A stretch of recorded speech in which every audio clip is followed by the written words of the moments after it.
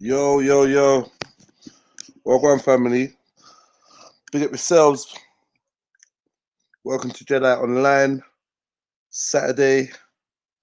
Just cooling, man. It's nice afternoon, man. Been sitting back doing some editing. I looked at the time. I realized, damn, we're supposed to be doing a roast today. The roast of Captain Rambo. So, first of all, I have to make sure we got Captain Rambo around.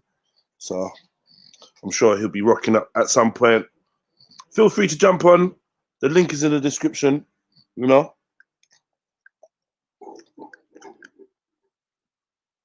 Also, everyone in the chats.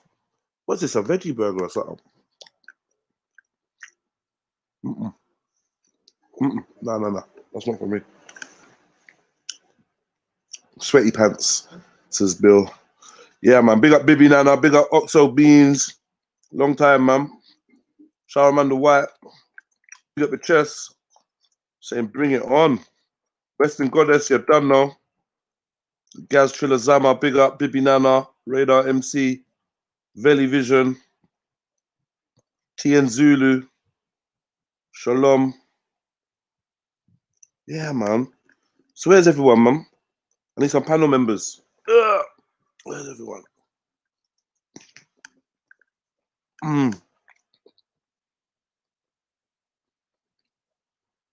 Yeah, I had a late night last night, man. Got in my house about 3 o'clock, 3:30. It was crazy. We got Emperor Fulani, man. Well, one radar. Yo, Raid.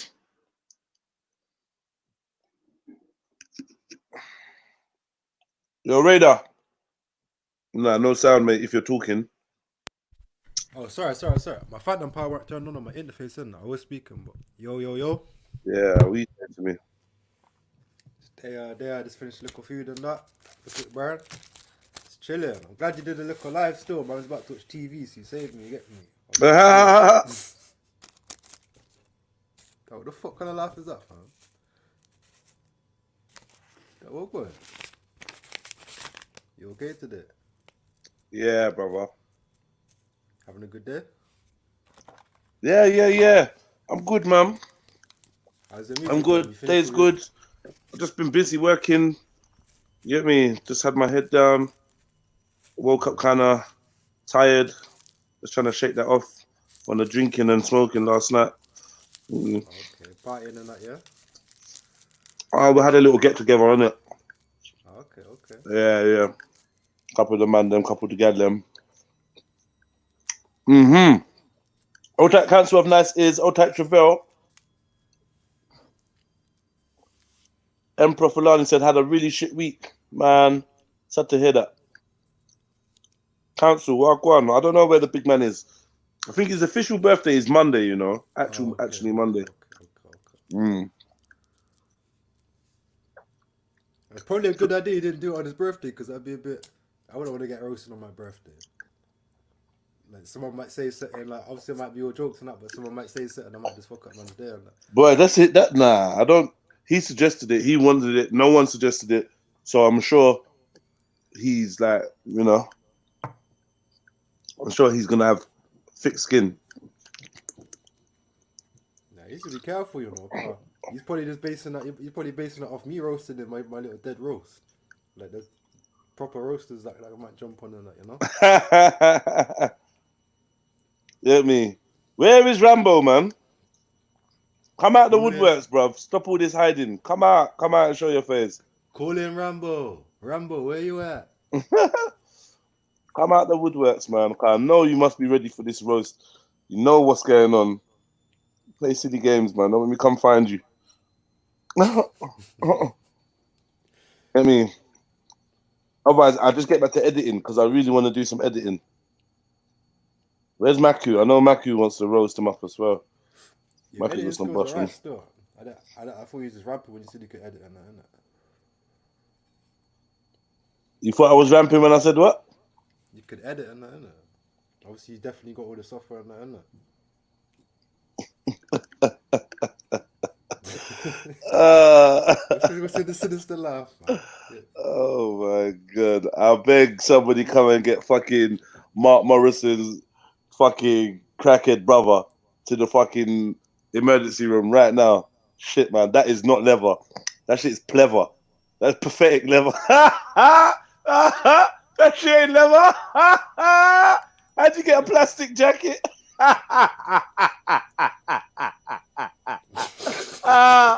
And the McDonald's shades. You know the £1 McDonald's shades that you get with a Happy Meal? Fucking hell. I'm expecting those shades to have like yellow fucking arms on them. What's going on, man? Why does it look like Captain Rambo's got a line going through the whole of his face? Like from his lips to his nose, he's got like a crevice. How you got crevice nose? Yo, Rambo, what kind of way they make that nose there? Fucking hell. How man get crevice nose? He had the cheek to call Waleed a camel the other day. This brother looks straight off the Camel cigarette box. Fucking hell. Nah, listen, man said plastic coat, you know. Bro, why's man got a plastic coat on, bro? Peyton. He said it's Peyton bin bag.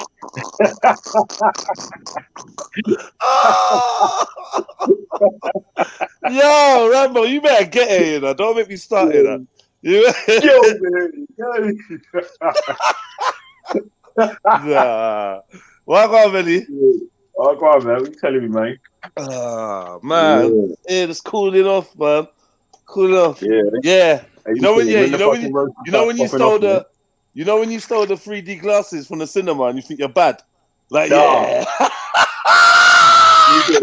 Man thinks man can dodge bullets and jab people now. Hey, you know what? He thought it was Morpheus, but it's more like morphine.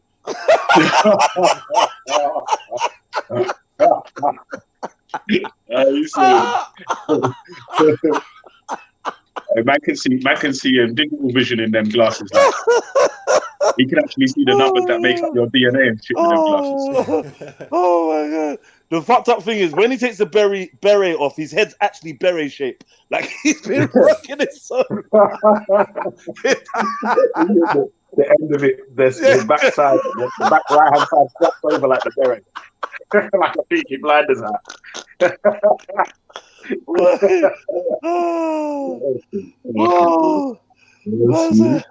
Man said he's wearing fleece polo neck with plastic jacket. Captain J Rambo as well, yeah.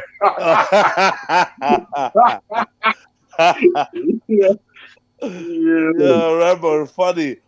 Who's saying it's PVC? You lot stop it, man. Stop fucking saying stuff like that. That's man's uncle. No way. Man said they're using black shoe polish to make the leather jacket shiny. Oh, fucking hell. Yo, I think it might be made out of licorice paper. Like licorice Rizzlers. Couple licorice Rizzlers stuck together. Licorice ones. But they've been in the sun for a bit long.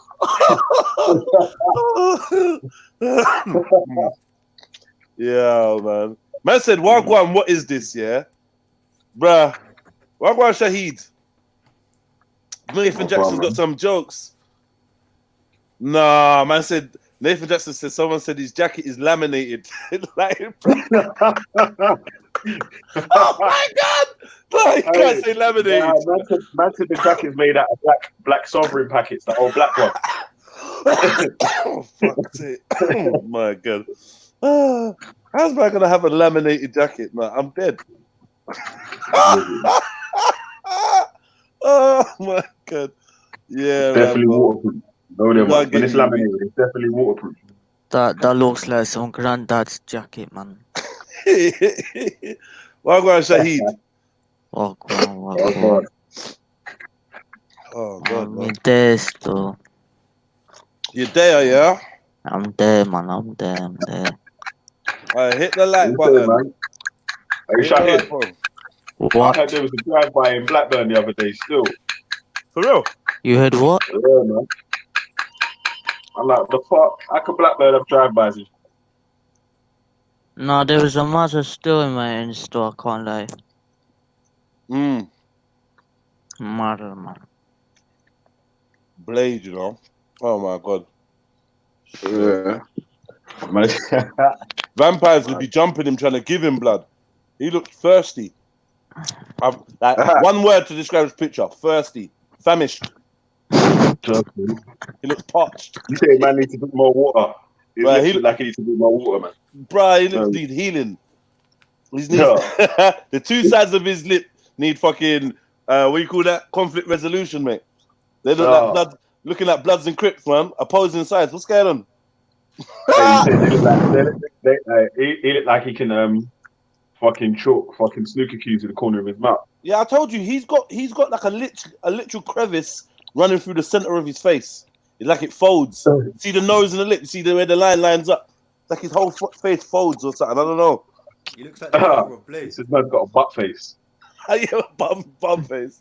He looks like the father of Blade, doesn't it? The father of Blade. He looks like fucking. I don't know where he's going with the cleft chin though. Like he's really like his features are really nuts when you check them out. You know, cleft chin. How you get a line in your chin, in your lip, in your nose, and in your forehead? What the fuck? God's trying to give you a sign, bro.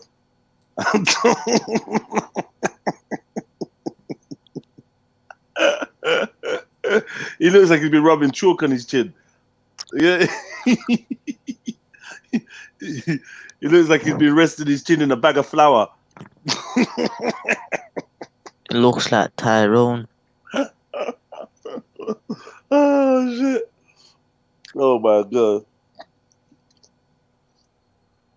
It looks like if you zoom down, he's literally just on a skateboard with no legs, like war veteran.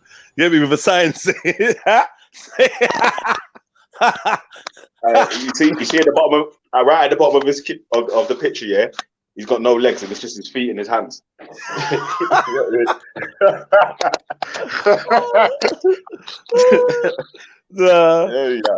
He looks like the kind of man that would stand next to at a bus stop, yeah. And he would stand next to at a bus stop and slyly like put his foot over the cigarette butt that you just smoked, so you don't click it. He looks like he can let cigarette butts. That's his hobby. But he say man can roll it up his man will do the skill like a football and try to roll it up his leg and catch it in his hand. Football skill. Fucking hell. Wow. Hey, man looks like he's selling porn magazines in the inside of his jacket, yeah. You know? He's bringing back to the corner speakers corner. Yeah. One's white ones, Chinese ones, Indian ones. Inside your jacket. Yeah, he's the type of man to walk by when you're eating outside of the restaurant and might be begging for scraps of food. You're gonna finish that, mate. You're gonna finish. You're gonna finish that. No, you're gonna finish that. I'm putting a sad face in the window, you know, while you're eating steak. That's got a sad face in the window, man. Nah, well. Make you cut your steak in half and bring it out to that. No, I actually feel sorry for him. He looks like the youngest man in granaries.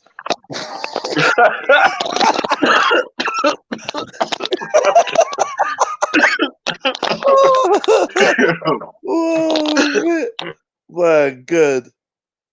You know the Black Panther that never made it. You know the Black Panther that never made it into the squad. like the Hunchback in 300. He's the Black Panther version. Like, lift your beret. Go on then, lift your beret. Are you saying Purple Panther? Really dark brown panther. That's what we should call him. Very dark brown. Almost black panther. Almost black. Almost black panther. Yeah, nearly black panther. Fuck you, yeah. Blackish thing, man. Nah, that's literally still. One brown cool. Big up yourself, man. Let me give you up to the birthday shout out, though, man, in the middle of this roasting. Man. Happy birthday, you get me? Come on. Hey, happy birthday, yes. Rambo. Where is Rambo hiding, though? God, Rambo, where are you in the chat, man, trying to hide in that. Oh, my God. No, Nathan Jackson, you need to get on there. Man said he looks like he's selling Moringa. When he opens it, he's got packets of Moringa. Hey, man said he looks like a part-time mime. Oh, right? I'm just gonna pretend there's walls there and that. Yeah, I can see him. Oh God, man said a part-time mime, you know. So I see, and then does spoken words after. In the jungle, where the land. I'm trying to climb up the wall. The wall is in front of me. Oh, good. You know, like when you try to give me your uncle comes out of jail, and you just want him to stay out of trouble, so you give him a little job, like a little security job. Yo, uncle, help me hand out these flyers and shit. Yeah, and he comes just like that, like Blade. Yeah, man, just like he's coming to rob man in that, like Blade, you know. Yeah. I need to give him the serum. He looks like he thinks all youngsters are jive turkeys. Jive turkey.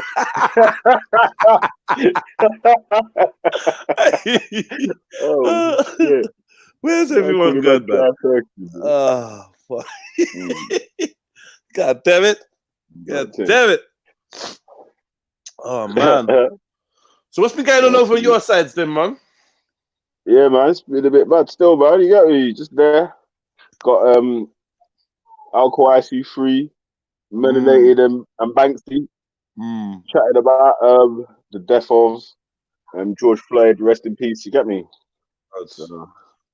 Man. Yeah. I'm gonna give it some days. I'm gonna say something about this, but I'm just let everyone get all their reaction. You know what?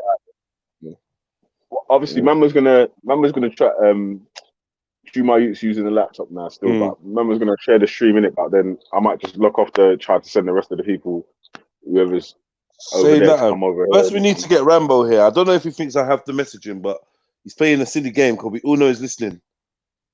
You hear me? Yeah, man. Rambo, you better come on, man. Might as well get the smoke early, innit, man? Get the smoke early. Just get the smoke, man. You know them ones. And then fucking man. We'll run out of steam. I mean, like shit. You cannot be walking around in that plastic jacket anyway, so you're definitely indoors. Man, it's like man's got a plastic turtleneck underneath that jacket as well. Is it just a full plastic uniform? Is he wearing plastic trousers as well? It's like all in one. It zips. Oh god! It just zips up. Disgusting. Unzip it. Man, like Rambo, you know. Come on, Rambo. Turn up, fam. Rambo, I'm giving you 10 minutes, man. To turn up to your own party, man. You got 10 minutes. Let me. Or you're gonna get peppered. You getting peppered already anyway. You will be getting peppered. You get me? Yeah, that's me. But this is the thing though, yeah. This is Rambo when he's like cleaned up and and like he's making the effort. He's polished his plastic jacket, and he's ready for the roads. And then this one, I don't know. Like times are getting a bit tougher. The lines in the forehead are getting deeper. This, that's like 3 times later. Fucking hell! Tan's called him a nigger about 10 times. Is that a waistcoat? He's got like bare lines on his head. He's got a waistcoat, a leather waistcoat, a gang waistcoat. What happened to man? Part-time stripper. Oh shit! Shit. And the bandana, the bandana is in pain. Every time it gets rolled up round him captain's mouth, the bandana is in pain. That's torture. Oh shit! Imagine that's your destiny. That's a piece of material to be around Captain Rambo's mouth while he's screaming out, "Come for the arms! Come for the arms! Go deep! Come for the arms! I'll tell you the truth, boy. I'll tell you the truth." That look like mesh marina, like a string vest and shit. After I've been talking on it. That reminds me of fish. Like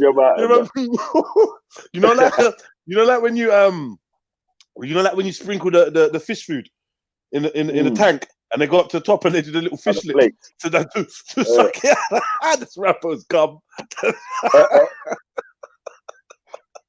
Rambo looks like he's wearing a pink gum shield permanently.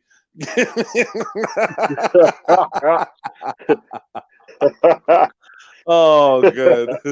Oh yeah. Hey, man looks like man's got laser eyesight in them glasses. He's got to soften up. In that. This is the actual Ray Charles. Like he's literally losing his sight. He's literally getting blind. Yet again, inappropriately dressed for the weather. It's blatantly a sunny day. Yeah, my man's got the triple goose fucking beret on. He's got the bandana on. What do you mean? Trust me. He's got the year-old bandana. You know, he's kept that bandana for a year, hiding all these little cigarette butts in it that he finds in the pot. You know, his little cigarette butts. Oh, they're all tucked into the bandana. Yeah, he throws them up in the bandana and takes them home. Get me, like breaks bullets. them down. Yeah. Oh shit! Breaks them down. Yo. I get told about loads of them like shells. You get me? Wow. Wow. He looks like he drinks Tennants. On a Wednesday. Morning. No reason. Yeah. Just no reason. It's like, fuck it. Tennant. Shut up. The man in Ladbrokes knows man's name in that. Off my heart. Yo, Rambo, walk on. Rambo. What did Radar say? Rambo looks like a battle toad. I was fucking dying, bro. I was dead. I was like, no. Your hair. Knew that. Nothing. Them lot onto him. They said it's the same jacket. He's just reversed it. It's the same plastic PVC jacket. Where one side it looks like fucking Blade, and the other side looks like Farmer Giles. Mad thing. No.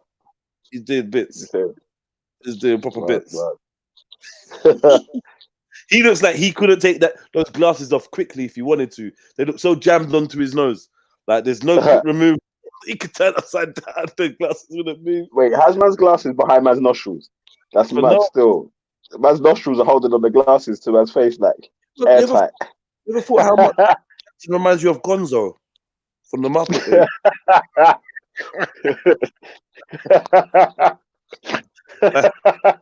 If you know, you know, innit? If you know, you knows. If you knows. Oh, mate. Well, who's saying he's missing the right arm? He's looking like a real war veteran in this picture still. Where's Rambo gone? Hey, Rambo looks like he could smell Jamaica. I'm not gonna lie. Rambo looks like he smells like piss.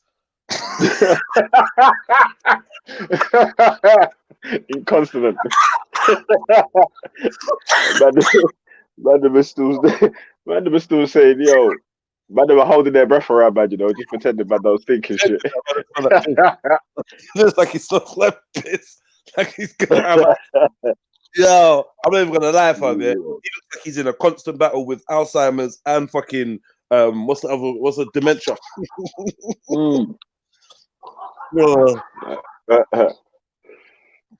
Yo, big up Nash Lion. Rodney K said, "Man, parachute with those nostrils in the fucking hell."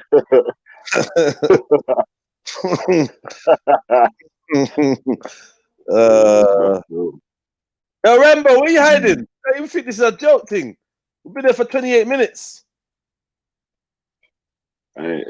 What's he doing? He looks like he's got takeaway menus in his pocket. Oh, well, that on him right now. On him. First name basis. He looks like he goes into the Golden Dragon. They're like, the usual? You're right, Captain, the usual? Right, try. Yeah. Extra pork. 2 pints of lager and a packet of crisps.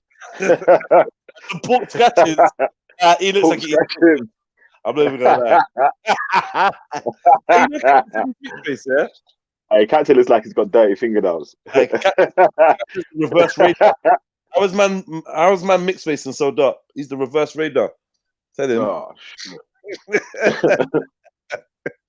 He's got reverse albinism. What's going on? Oh, man. Yeah, man's not gonna come on after fucking.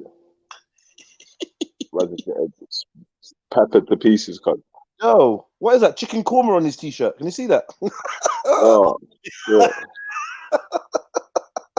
Korma. And a bit of palau. Like, man, wore some palau rices on his chin and shit. T-shirt to the gang letters started turning beige. Allow that, man. Yeah. You saying the t-shirt used to be white and the gang used to be black?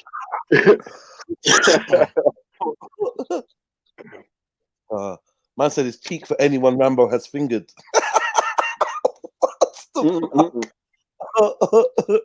Oh my god. Oh shit, he does look infectious though. You're right, Born Rich. Born Rich said he looks like he's an AIDS patient. Rambo looks like he goes in for weekly transfusions. He looked like he got bumped by Dr. Sabi. he looks like hepatitis caught him. Oh, hepatitis caught Rambo. Oh shit.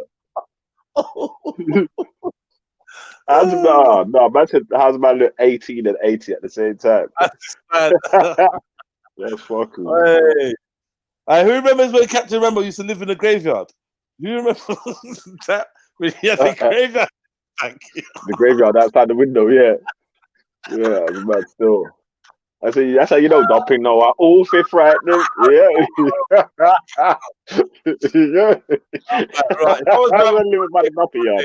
I wake up one day, look in the mirror, and just think, like, how am I sure I'm alive? Everywhere around me is graveyards. I look like I'm dead. Like, what's the proof? Man. Man look like a black Beetlejuice. I'm not gonna lie though, yeah. I'm not gonna lie. Like, I'm actually standing, I'm on my feet, and I reckon tonight at 9 we should clap.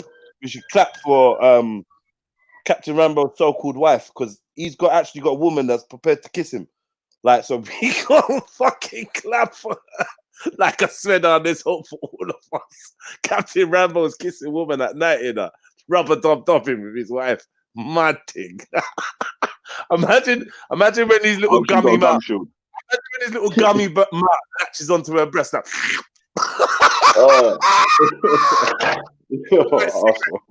Go to Virginia. Go to Virginia. Civil rights. Go to Virginia civil rights.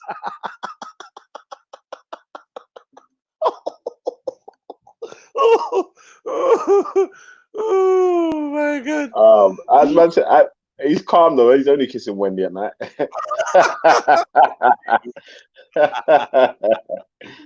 That's it, man. Oh, good, man.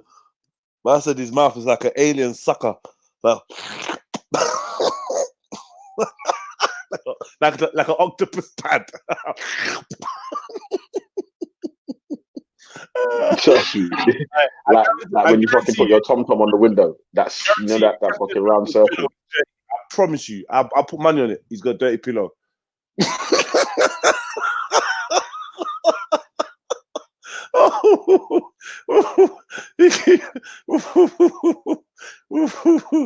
Oh my god. Captain Rambo. He's got he ashes on his floor in his house. I know for a fact. He just ashes. Like, fuck it.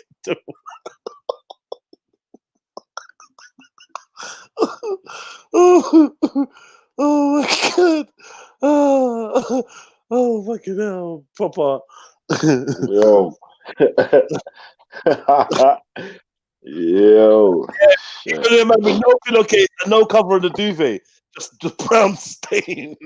Hey, man looks like his coat padded with 100% rat. Yes. There you go. No further rat shavings. You know what he looks like? He looks like his jacket's padded with fucking foil. Like all the bits of foil. He looks like he sweeps up in Mackie's barbershop and then teeths the hair and pads his coat with it. It's like he chased a dragon, caught it and ate it. I'm saying it ate the dragon, yeah.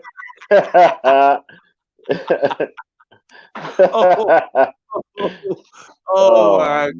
I'm not gonna lie, I would love to have Captain Rambo on my line, you know. Oh my god. He's got some young niggas out there balling right now. Me fighting up all the white. All the cocaine. Oh my god.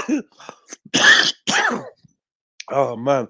If you test Rambo's blood right now, man, he's got every drug you can think of in his system. Look at that guy, the new generation. He's saying his blood type's class A, B, or C.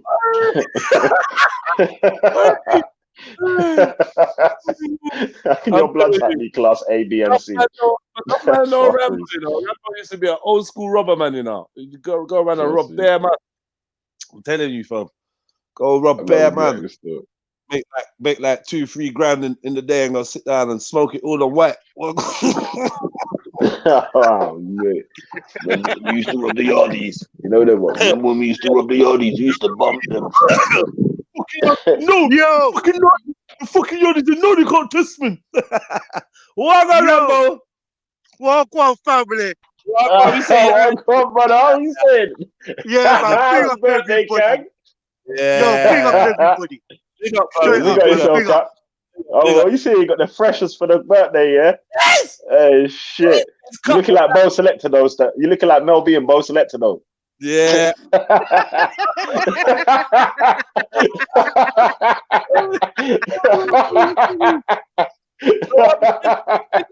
When did you first realize that you had a line in your nose, Rambo? Rambo, you think you're gonna do all the cracking up with your hand in front of your mouth the whole time? Yeah, bro, the whole time, blood. You're gonna see some gum today, yeah, bro. Yeah, left the teeth out, bro. Left the teeth out. You did leave the teeth out. Yeah, you like a reverse vampire. A vampire. What are you saying? A vampire?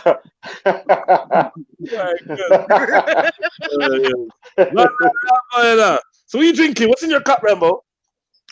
Boy. Yeah, that's what I thought.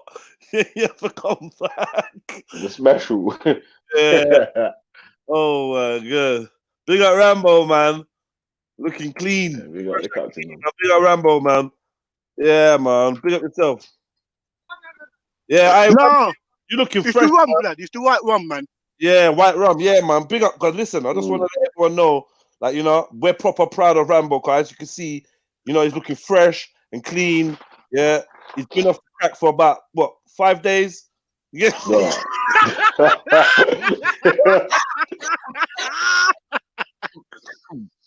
Oh my god. Hey, you not doing well so far. You're doing well.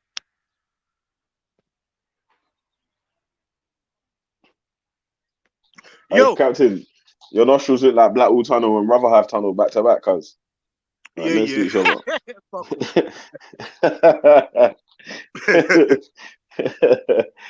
Oh shit! You can see fucking Australia with them glasses, cuz. Magnified glasses in there. They look like fucking 60-inch TVs, cuz. They're big shits. And your little head. Why is your glasses so big for your head, cuz?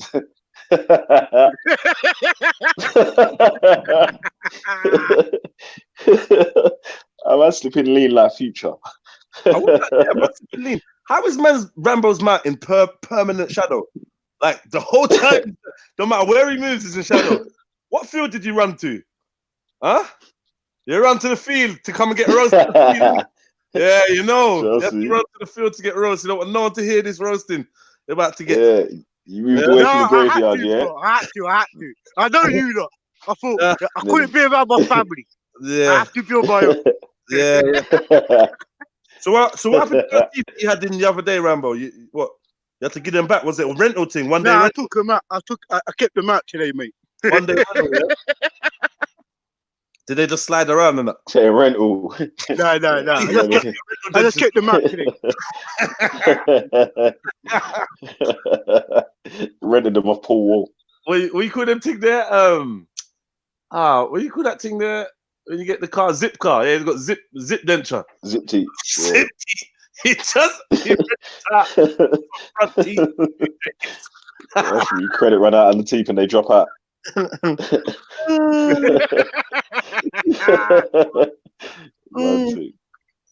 People saying, what's he sipping on? Methadone. Yeah, no. Methadone. Methadone and cocodamol. Cocodamol, the Subditex. Yeah? Subditex. Cocktail. You know about the Subditex, yeah? Oh my god. Oh my god. You get me? Yo. Yeah, let me try dial in the man. A couple people said they want to jump on. I don't know if man's on. Let me just try some this out. Yeah, Give me man. Yo, anybody wants to come up, hit the Come on. link and just Jump in jump and on make in it it. fun, man. It's Yeah, true, this man. is Jump in your and make day, it you fun, know. man. This is You your hear me? day. Yeah, man. Yeah, man. You Anybody know me? wants to come up and have a little roast, jump on, bro. Trust me. Yo, Jeds, I'm gonna jump off real quick, yeah? I need to jump back around to the block and have a quick look while going around there and that still. I wanna I'm trying to send everyone to come true still. So yeah, say nothing. yeah. Me and Rambo just gonna chill for a piece. Hopefully Alright. get other folks to jump on. You get me? No one don't jump in Yeah. a certain amount of time. Then yeah, we would just lock after streaming. Like Rambo's in the field, looking happy with life. Do this thing, yo. Yeah, he's doing his thing. What are you mixing the rum with, Rambo? Nah, keep it straight, bro. For real? Yeah, straight. Boy, mad. You know what? Hey, I know you lot's gonna hurt me bad tonight, enough. So I am gonna get lacquered off, boy. Slow. Not Yeah, even. Jedi hasn't even started yet. Nah, I'm just chilling. Like I ain't got nothing planned. And nothing. We're just trying to have some fun. But I want to get some of the man them on the panel, fill out the panel a little piece. So you know, let me see. But yeah.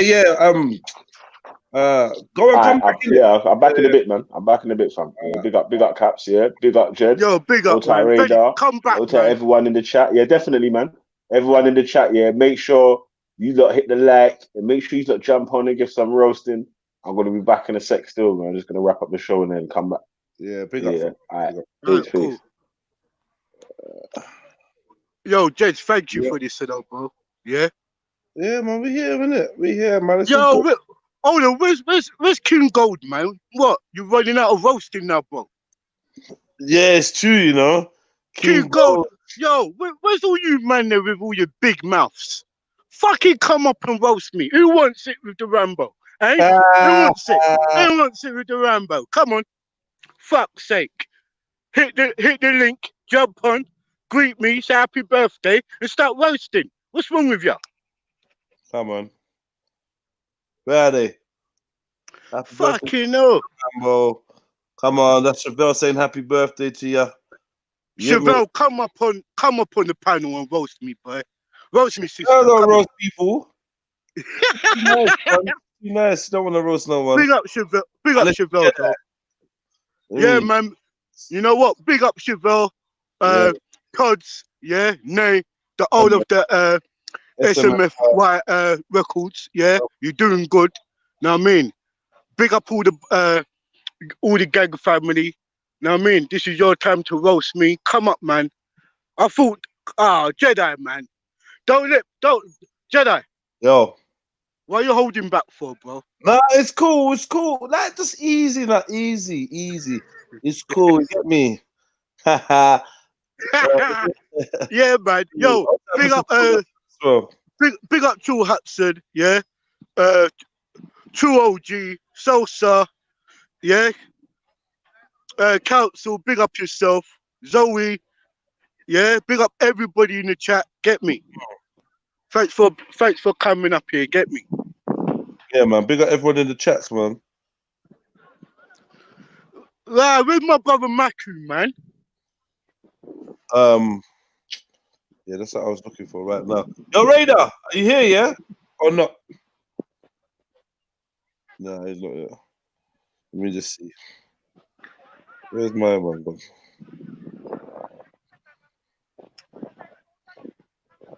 Due to be sleeping or something, you know. Big up Shizzle. Get me. Big up my brother. Yeah, I don't know. Due to be sleeping, you know. Hold on.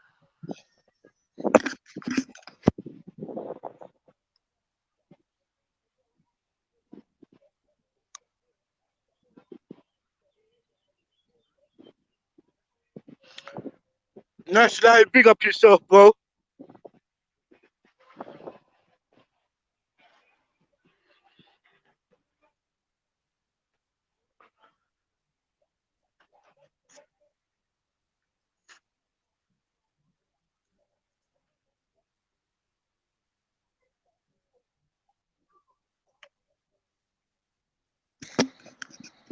Yo, large up.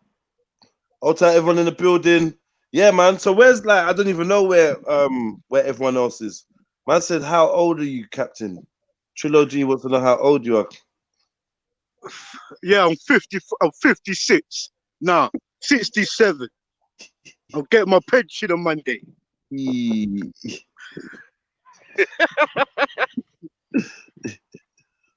Hello. Yo, I'm not even. Hello. All right, you know what? I'm not even gonna be 45 yet. Put it that way. Yeah. Not even 45 yet. Yeah. What do you not think about that? I don't know if you get Rambo looks old as fuck, innit? He looks old as fuck. And he's not even 45 yet. Fucking either. I know some of you are like thinking, what? I thought he was as old as my dad. Nah. He's a young boy, really. You know? Yeah, he's a young boy, really, still. He's just got an old soul. You know what I mean? An old teeth. You know what I mean? An old face.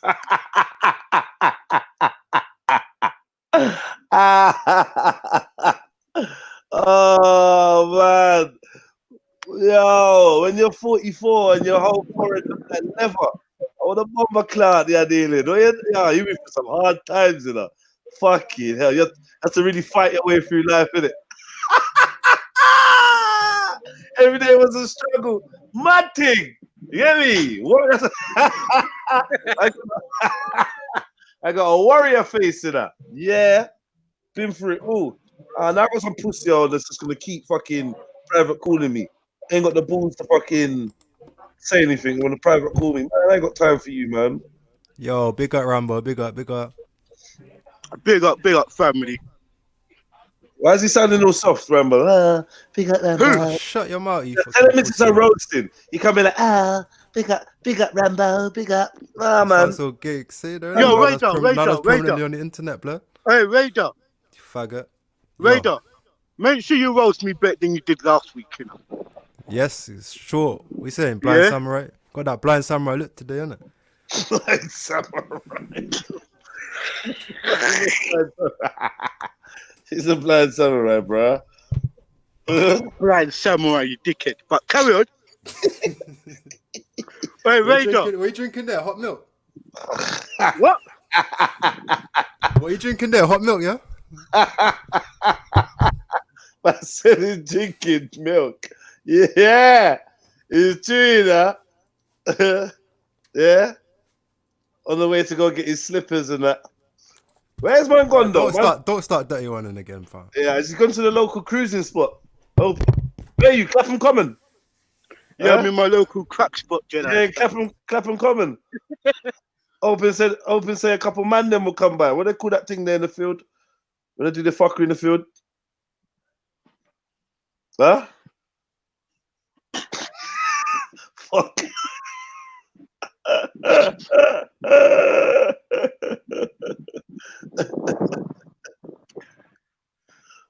Oh, shit. Yeah, hello. Rodney K said Hampstead Heath. You in Hampstead Heath? Dogging. You dogging in Hampstead Heath? Are you dogging? Huh? Dogging. Yeah, you got a big feel for the dog. Huh? Hit the like button, family, man. Tell a friend to tell a friend to tell a friend to tell a friend to tell 10 friends. Tell 50 friends. Yeah? Man is getting roasted. It's Captain Rambo's roast, his birthday roast. You know, have a few laughs with the old dude. You know, seeing his birthday with him. Maybe look over some old things, you know. But yeah, I'm trying to get the panel filled up. Yo, Shizzle, you need to come on there as well. Arm to you. Yo, Shizzle, jump on, man. Stop that, man. Yo, Sosa. I push you. Why you Jump keep on, fucking sis. my fucking phone, man? The fuck do you want? Like, honestly, like, do you want to say something, or you just want to hear my voice? What is it? Huh? What is it, man? Just talk. What do you want? Like, this is right, mad gay, you know. I'm gonna send a plague to your whole fucking family, man. Watch. Someone in your family's gonna get the thing. Keep fucking stop playing with me. You should know who to play with. If you're not bad enough to show your voice, you're clearly not on my level. You shouldn't be playing around with bad man's number. Are you dumb? Anyway, man, I'll leave you there to just sit there and listen to me talking. You just go on the internet, you know, and hear me talking. I'm live. You don't need to phone me to just say nothing. You're not even calling me a pussy or doing nothing. Who is this? This best not be Rambo's baby mum, you know. I'm telling you, I have to stop doing this. Fucking phone off my phone, chatting. Like, what are they doing, man? Just hanging on my phone. Captain looks normal when he's not dressed like a Black Panther. Says Green Destiny. Of course he's normal, man. What do you think this is? He's all got hairline and all sorts. Show him your hairline, Captain. Chase! Chase! Don't worry about that weak bit in the middle. You get me? Don't worry about that weak little passage in the middle. The general amount of hair is there, isn't it, where it should be. You know what I mean? Even Leon Flames is trying to get a little swinging, you know, in the chats. I don't understand these jokes though. You lot are too friendly, man. You are too nice. You know what I mean? Yo, Leo, jump up, bro. Is an old shopping. Yo, Flames, jump up, man. Yeah, Rumbelows is an old shop where they used to sell like cookers and stuff, innit? Washing machines and stuff. Am I right or wrong? I remember Rumbelows. I remember the name of that. You know Rumbelows, innit? Sound like an old man, fam. Do you remember those? Back in my day. Why are you acting like you don't remember? Back in my day. I don't know, I'm not that old, blood. Yo, I'm not talking to you. You don't know shit, man. You're still a fucking sperm. You hear me, dick splash. You don't know shit. Shut up, man. Sit in the corner. Sit in the roast of radar, man. Stay in your lane. Fling some jokes to Rambo or shut up. So you didn't drop no jokes on me? Translucent, opaque, fucking see-through dick splash. Shut up, man. Watered down fucking streak of piss.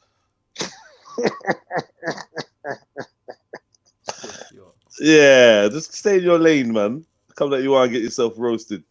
Nigga, I'm in the car driving to run you. I think Rambo's found the customer in the park. Whatever. I think Rambo's found a customer. I found that someone to dog with.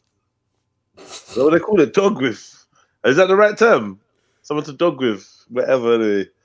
Rambo's in the park, anyway. He's in Clapham Common. If you don't want to see Rambo, he's in Clapham Common Park. The gay section. Big up your Earth Strong. Shout out to the general.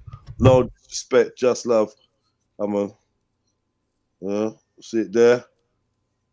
See it there, Rambo. Rambo got Y fronts older than Radar. I know, man. Radar needs to simmer down. Magnolia Radar. Yeah, Emperor. They're on you, Magnolia. Oh, I see him there. Yo, Sniper. Yo. Yeah.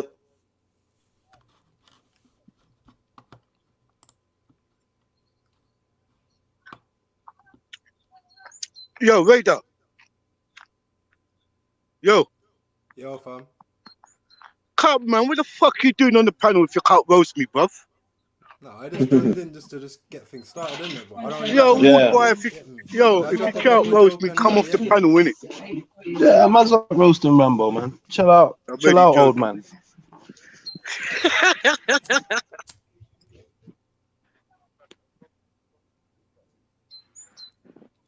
Yeah, big up everybody.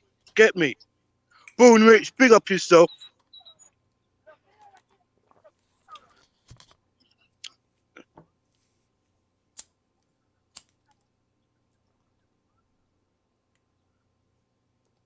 I was drinking slushy with 2 shots of Ray in it. What do you man know about that?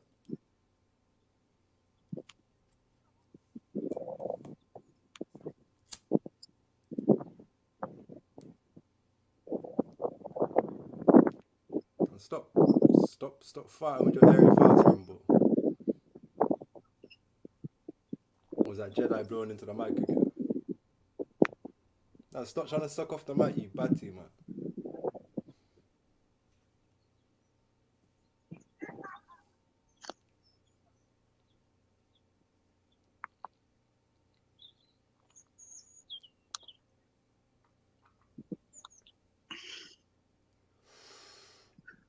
So, yo, you look alright though, yeah?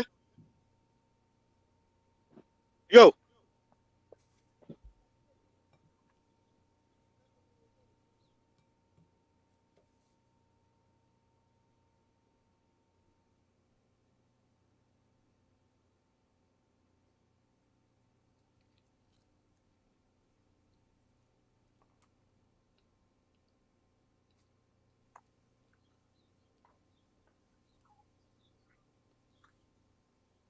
Yo.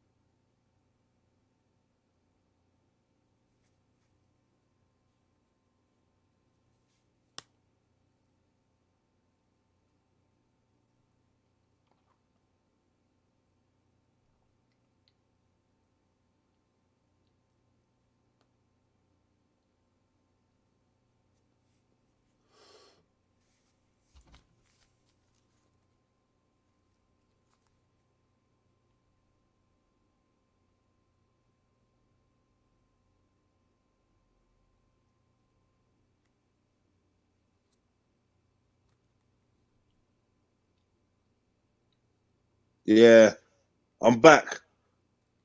I'm back. I was just on the phone to Maku and that.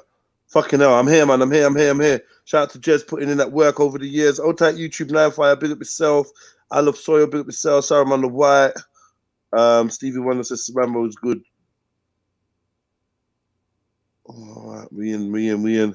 Just waiting for Maku to jump on. He was chatting. He was just telling me about some other stream that was going on. Get me? My man's talking about Ahmed Ali's a real one and that. Pussy, you know, some pussy old thing. Yeah. So is the roast officially started, or is it just being set up? It's just little prelims to that. Yeah, first of all, I ain't doing nothing without Rambo being there, so I don't know where Rambo's going. Like, Yeah, man. he's not here. I need Rambo back. Don't know what happened to Shizzle. I did phone not working. You was on, Shizzle. Your phone was working. You was cool. You just jumped off because it was quiet. Stop chatting shit. Hey, when people chat shit, man, everyone stop chatting shit. Just be real, innit? Like, yeah, it was quiet. You weren't trying to hold it up. I ducked off. I tell that your phone's not working, man. Oh.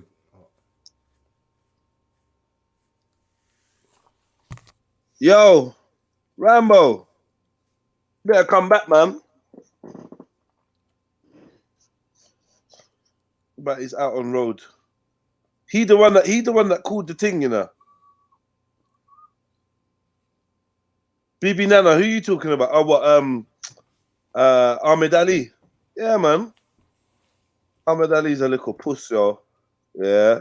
If you're bigging up Ahmed Ali and you're saying Ahmed Ali's a real one, then you must be slightly pussy too. Ahmed Ali ain't no fucking real one, nothing, bro. But I'm just saying that I ain't even heard these words come out of man's mouth. But if that's what man's on, then that's what man's on. I can't stop man from saying what man's saying. But you must be able to identify with a pussy. You get me? I can't identify with Ahmed Ali, boy. You get me? I think that. Right. So yeah, Maki, where are you, man? Shit, where is everyone? Man ain't got no love for Rambo, man. Just give it a little time, innit? Rambo, just stay. Bro, I've done an hour, bro. I've done an hour on a Saturday evening. Fucking up. May have things do. Yeah, it's been an hour already, innit? That went quick. Quick as fuck. Yeah. That felt like 20 minutes, fam. If even that. Oh, big up Sosa. Yeah. Big up yourself, Sosa. One love, sister. Yeah. Definitely need some gal on a roasting team. Say that again? Sorry, I'm far from the mic. Definitely need some gal on the roasting thing, innit? I know who you want, man. I know who you want. You want the queen of fuckeries right now. Right now, the reigning queen of fuckeries. She probably don't want that title, actually. That I shouldn't call her that. But yeah, wonder if the sister would jump on and get me. If the sister would jump on and fucking drop 2 bars for Rambo, but nah, man. The ladies are too respectful. They don't want to diss the old man and be the cause of him like having like a heart attack or something. You know how his little, like you saying, his little weak chest and that. You fling too many dubs at him and he curls over. They're gonna have to take this fucking live stream as evidence.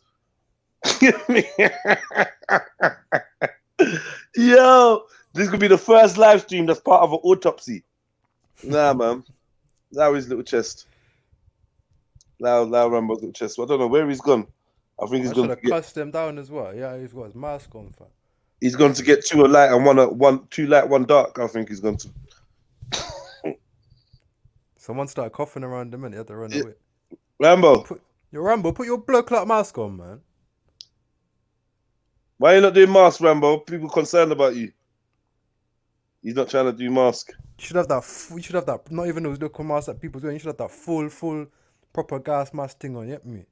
And he's making the day look good, though. Rambo, you're making the day look hot and shiny, boy. Seriously. Yeah. No, I'm in the middle of a video shoot still. Is it? Yeah. Who's rapping? My brethren, Jarrett's doing some bashment thing. Bashment thing, yeah? Yeah, Pick them up, man. yeah. Let me hear.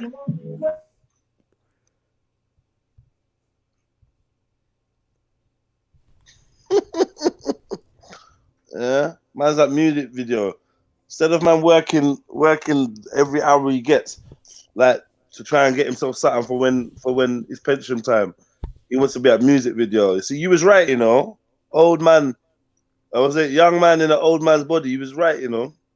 Tell him to grow up, man, about music video.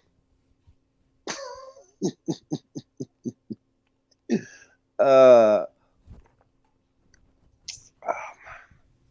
a tryer, mate. I'm a fucking tryer. I'll tell you for free. Right, so I'm not gonna lie. What's this? Another rap?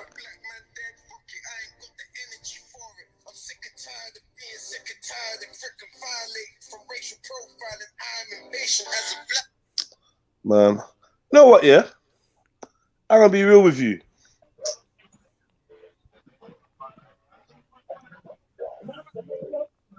I don't really like a lot of the things that's going on. Like, I'm gonna be serious for a minute, innit? I can't force this thing, innit? So it is what it is, Rambo. Sorry, bro. I can't just force it, innit? Like, if some man, I wanted to talk about. Small people jump on, then they jump on. But I don't want to mix the 2 subjects. You know what I mean? I try to catch a joke with my brother. There's a lot of serious things that's on man's mind, innit? I don't know how to best approach it.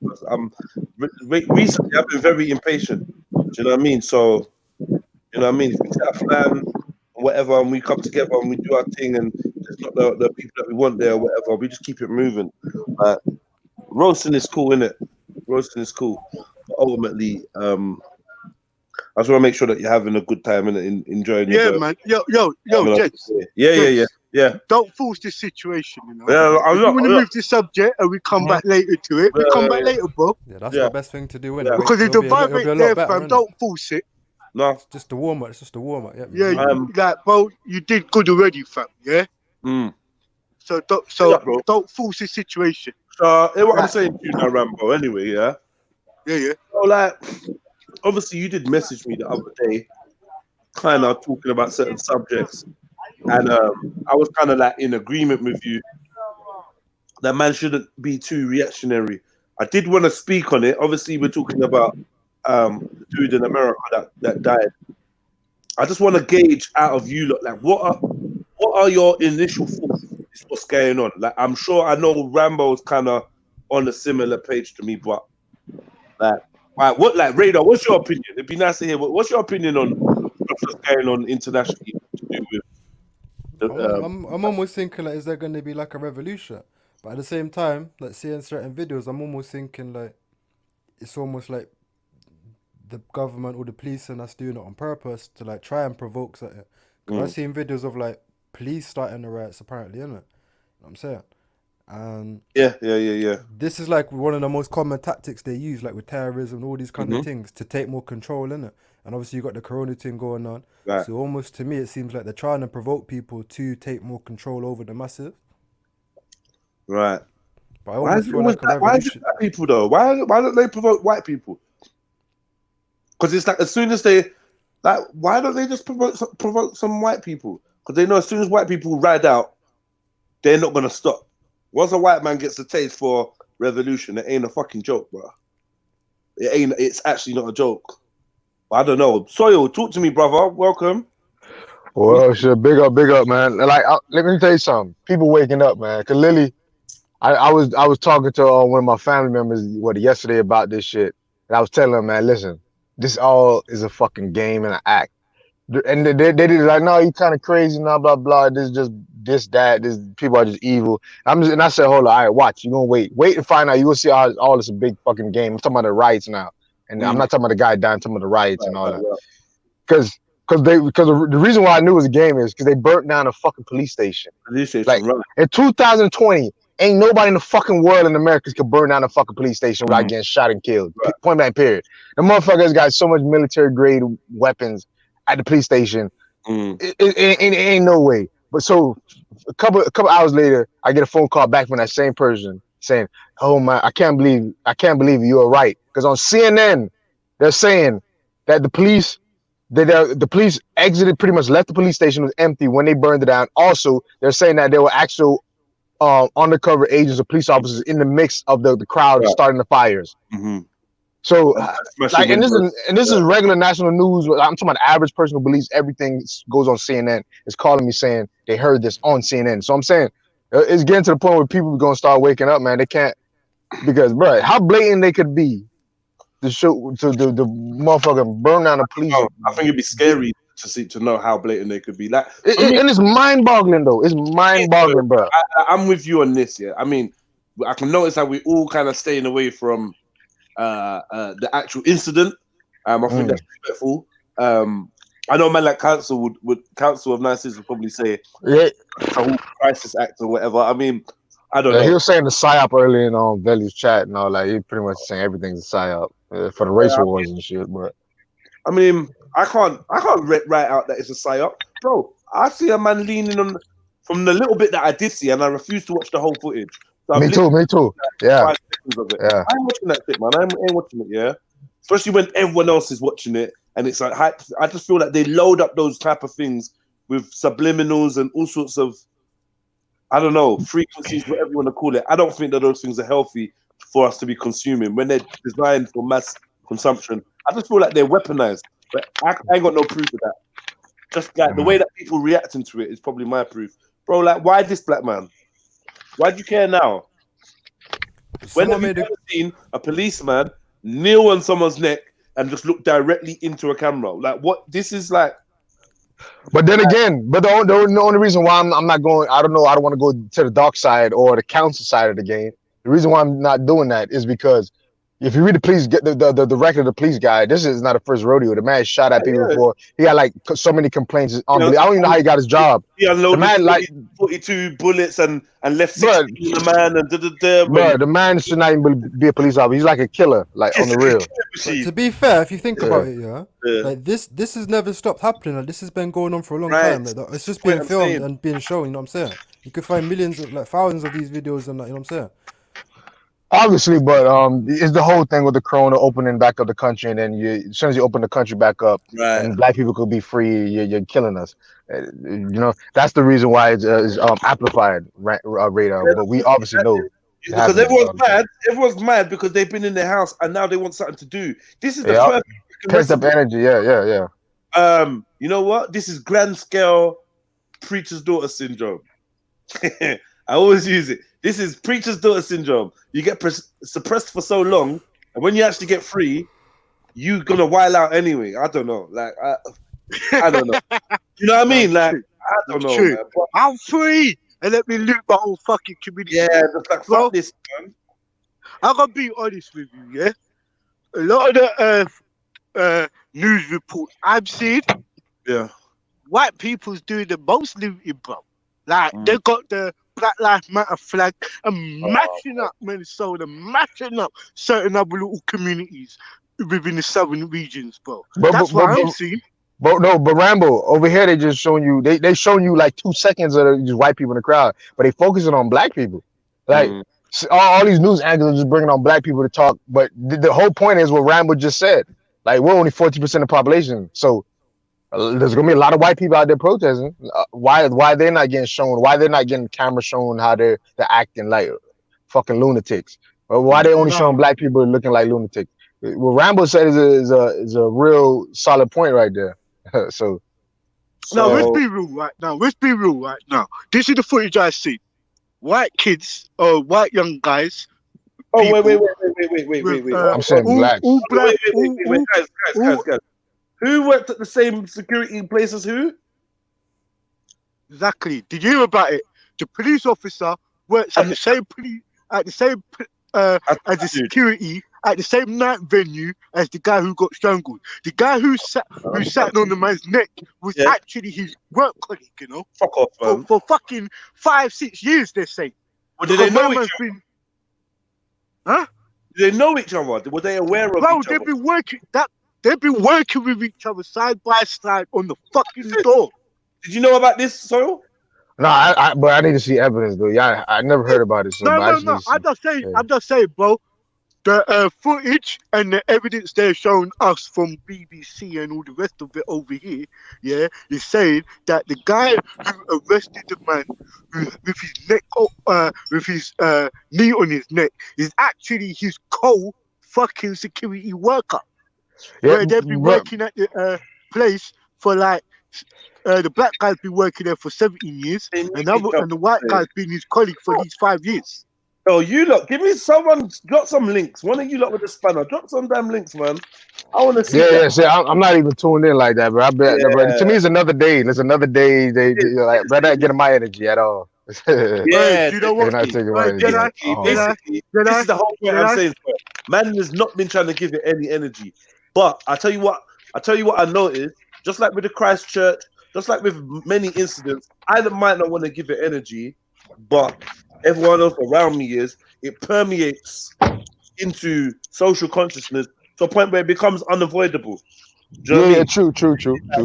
But I'm talking about diving into speculation. That's what I'm saying. Right. My energy's not getting to that far. I'm only going based on what I know. I'm not going to speculate. There's too much energy into that.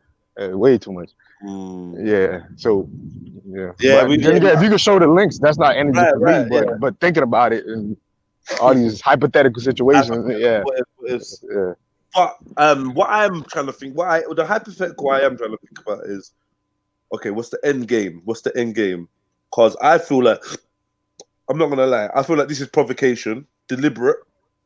I don't know what for. I'm not completely sure what for. You know, we always dance around the whole they just want us to all kick off, so it's martial law. There's a possibility of that, you know. No. Trump said that the military could step in Minnesota. Yeah. And I just looked on the CNN on the TV a while ago, and they was just talking about the National Guard is ready to go all in Minnesota. So yeah, it's just the phase 1, and now you go to phase 2. But will they turn their guns on their citizens? Will they actually fire live rounds? No, they won't fire live rounds. Shit, I don't know, man. You think they will? Shit, bro. Listen, if it gets to that point, like you gotta understand though, like they headed to protect the country. So if there's a threat, they're gonna do it, obviously. Man, listen, it's a different world over there, man. Like they will literally kill. I think they'll kill us easy, quite a bit. So for example, you see how the situation with the police department got burned out. If there was actually police there, and you seen a bunch of crowd of people trying to burn the building out, I'm thinking they would shoot. That's not even a question.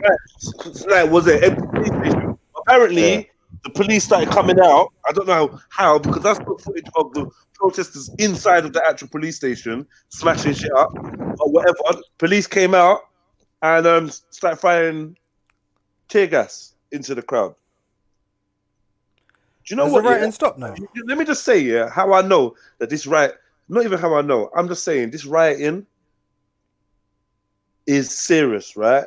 And I do think that it's something that's been orchestrated. Today, I received a video on WhatsApp, and it was basically showing the Chinese or the Japanese demonstrators, and it was highlighting tactics that they were using, like how to defuse tear gas canisters, how to make armor, how to communicate in large groups, how to get supplies from one end of a protest to another, how to outsmart the police, and like it was like a 9-minute video or something like that, and I'm just like, this is a setup. Like, they're talking like, oh, look how the Japanese are so organized, but really it's to plant a seed into everyone else's head. Okay, let's get ready for riot mode. The video is fucking crazy. I was gonna upload it, but then I thought, no, there's no way that I'm gonna let them give me a strike for this. But I'll put it on my YouTube. Make a next channel. I mean, I put it on my Instagram. So anyone that follows my Instagram, it will be up there. Sorry. Yeah, I'm just afraid there's this problem reaction solution going on. Like, this is the next problem. Exactly. They create the next. Yeah, we react and they go create the solution for us. I feel like that's all we're doing, reacting. Yeah. Didn't Trump say that? Give the army permission to shoot rioters on site. Yeah, he said. Yeah, that's right. Yeah. He said, when the looting starts, the shooting starts. So they've been looting. So I don't know. I see this little girl get shot in her face, like with the rubber bullet, bust out her mouth. Like, you seen that? That little girl, the little black girl. She had her hands on her head. You know, she like basically surrendering. They shot her in the face. And those non-lethal rounds are fucking serious. That shit hits you in the wrong place. I don't get why people allow it. You know what I'm saying? Like, different cultures and different people. What do you want people to do though? That's the thing. Like, what are people supposed to do?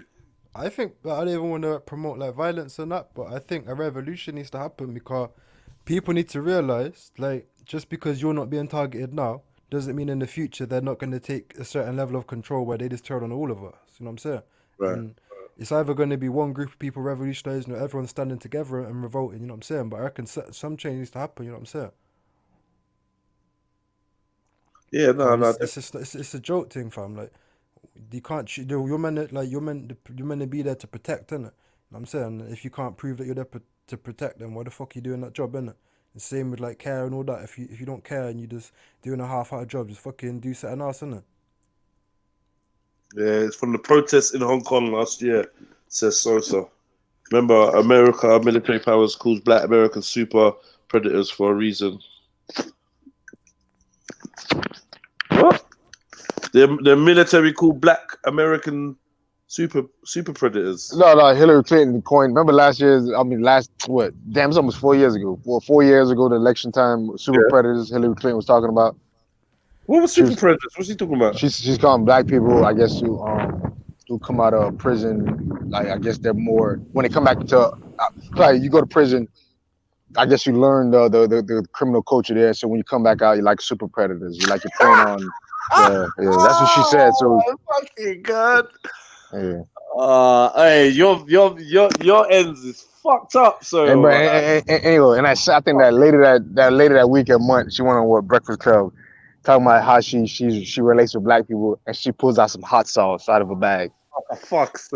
Hot sauce. Like, nigga, I was like, bro, it's over. I was like, it's over, man. Fuck it. They don't give a fuck about you. This is a joke. They don't give a fuck about you, though. It's a joke for them. It's an actual joke. It's a joke, bro. You're a fucking dog. It's like you come with your dog and bring out some treats and shit. Some weird shit. Hot sauce. Hot sauce. The Breakfast Club, like Hillary Clinton hot sauce.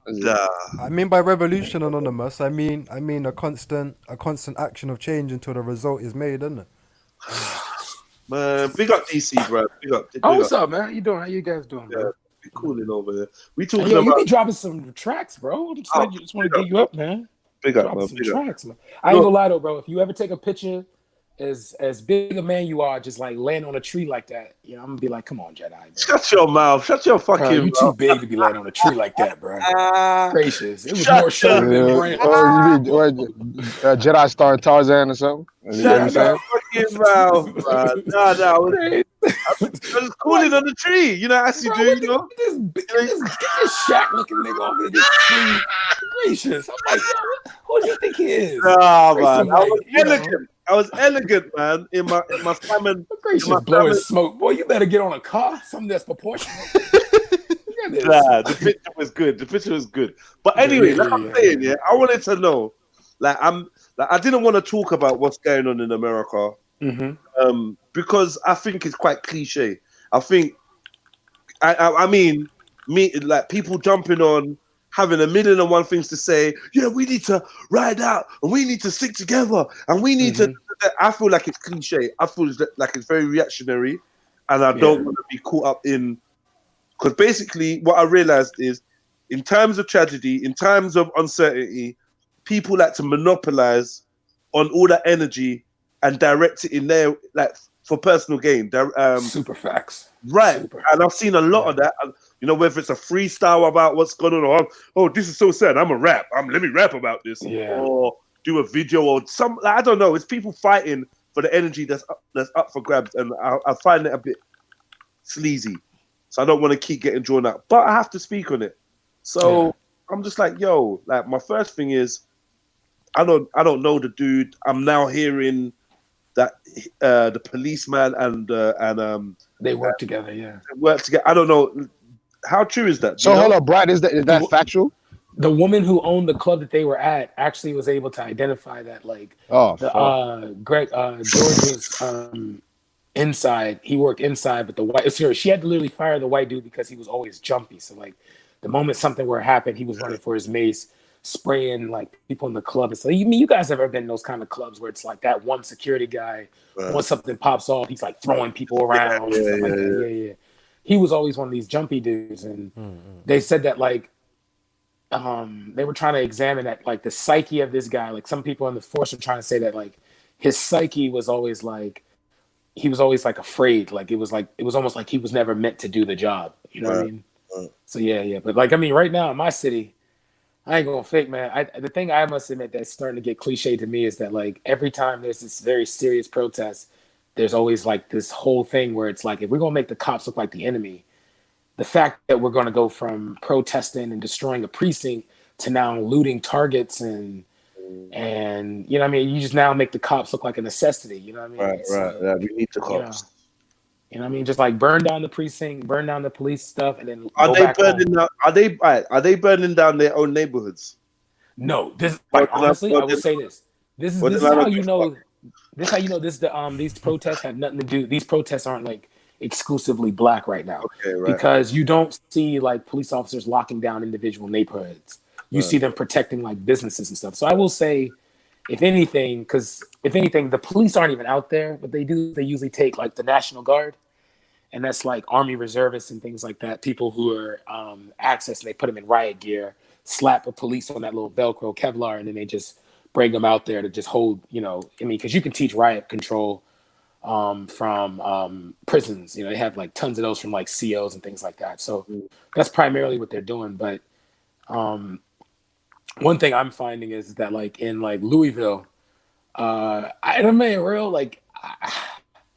not a man for conspiracy theories. I'm not a man, but you know, I've never been that type of dude. But there's something that I'm finding interesting. Right. The major focus right now is not the black people. Like in Louisville, Kentucky right now, the governor is talking about the 3%ers. And these are just a group of white guys that stormed the building with guns.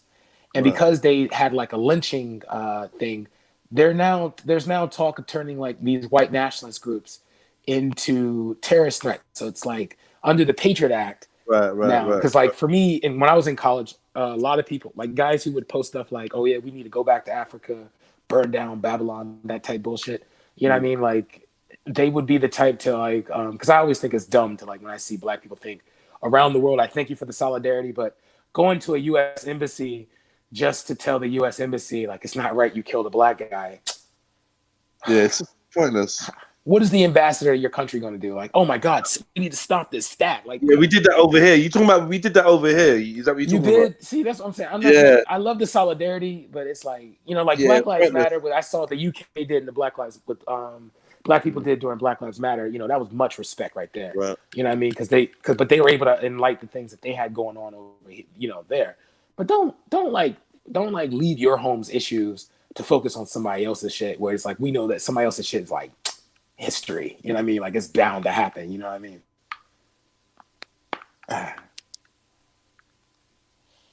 It's crazy, man. Yeah. Yeah, I don't know. The whole going to an embassy and the protesting. It's a waste of time. I'm honest with you. Yeah, I just think it was. Yeah. I think it's because y'all useless. have the same things we have, where you have people who die in police custody, young men being like, I saw this video of like old man getting his head popped in. I'm looking at this video of 4 young men. I ain't gonna fake though. There's too many videos of like y'all youth, your young men taking the piss out of your cops. I mean, like too many. Like it's like a comedy thing where it's like British cop, you know, compilation of British cops getting like shit on, where like y'all tell the police to go the wrong direction when the man goes the opposite direction. You know, there was one video of a young man, I think it was like a Somali dude and a like Arab dude. I think that's another reason why I think it's different, because it's like how integrated you are over there. It's like, you know, it's impossible. Like I remember, like not to bring up old news, but I remember when you had that little incident in the park, when you came back, seeing that little like muscle bound like brown dude stand behind you ready to take it on anybody to come up on you. You know what I mean? We don't usually see that kind of shit over here. We kind of like guilt non-black people into like, yo, speaking out for us. But, you know, I would say that like, you know, seeing like various other ethnic groups stand up for... I don't know, man. I don't agree with you, because I think when I look in America, I can see people that are clearly of different races, different ethnicities, and they fuck with each other. But I do see the clickiness. Like, yeah, I think like, you know, like if you've got a Spanish friend, he's gonna be a homie, but the likelihood he will have his own set of Spanish homies as well. You know. Yeah, but the thing is though, is like the reason why I say it's different is because like, okay, a cop, from what I've seen, all right, and if I'm wrong, correct me. I don't mind being corrected. But it's what you're saying in some degree is right. There are white people out there that are arguing, but you have to see that it took time for that to happen. It wasn't like there's like this natural like activist market in America where it's like if you declare yourself as an activist or an advocate, and you all you need is just to take your cell phone or webcam and be like, I'm on here in the streets right now. Cops are bothering everyone. It's so wrong. Black Lives Matter. Like you have all these stupid ass artists now typing on their, you know, coloring on their lips and stuff like that, talking about I can't breathe. One woman, this mixed race chick, she like took like her whole shirt off and like painted on her breast, I can't breathe, kneeling behind an American shirt. And I'm like, bitch, what are you proving right now? Like, what is this doing? Like, thanks for the nudes, but what are you proving right now? You know, it's cliche shit, man. Yeah. Cliche shit with no substance. While we keep getting led in a direction. That's the scary thing, because as much as like what's happening, you know, to black people around the world is sad and something that, you know, needs to be rectified, we're not actually moving towards rectifying anything. Just a load of noise. Like you said, standing outside the embassies and marching and all kinds of fuckeries. It's just like, bro, like. Well, for me, the solution though in America though is fairly. I'm gonna say. I mean, I love Solo can correct me. I feel like it's somewhat simple. Like it has to be. You have to control your police force. You have to control your local and state governments. You know, like it doesn't matter who your senator is or who. That's what I'm saying. If you control your state, like if you are the majority, like for me. Where I live at in Maryland, I live right outside DC, and we have it that like our state attorney is a black woman who will never prosecute weed cases anymore. You know, we had an issue where like there was this Hispanic cop, excuse me, who took out a gun and put it to a black man's head on an unauthorized ride along to impress his friends. He got 2 years in prison, and we didn't even hear a court case.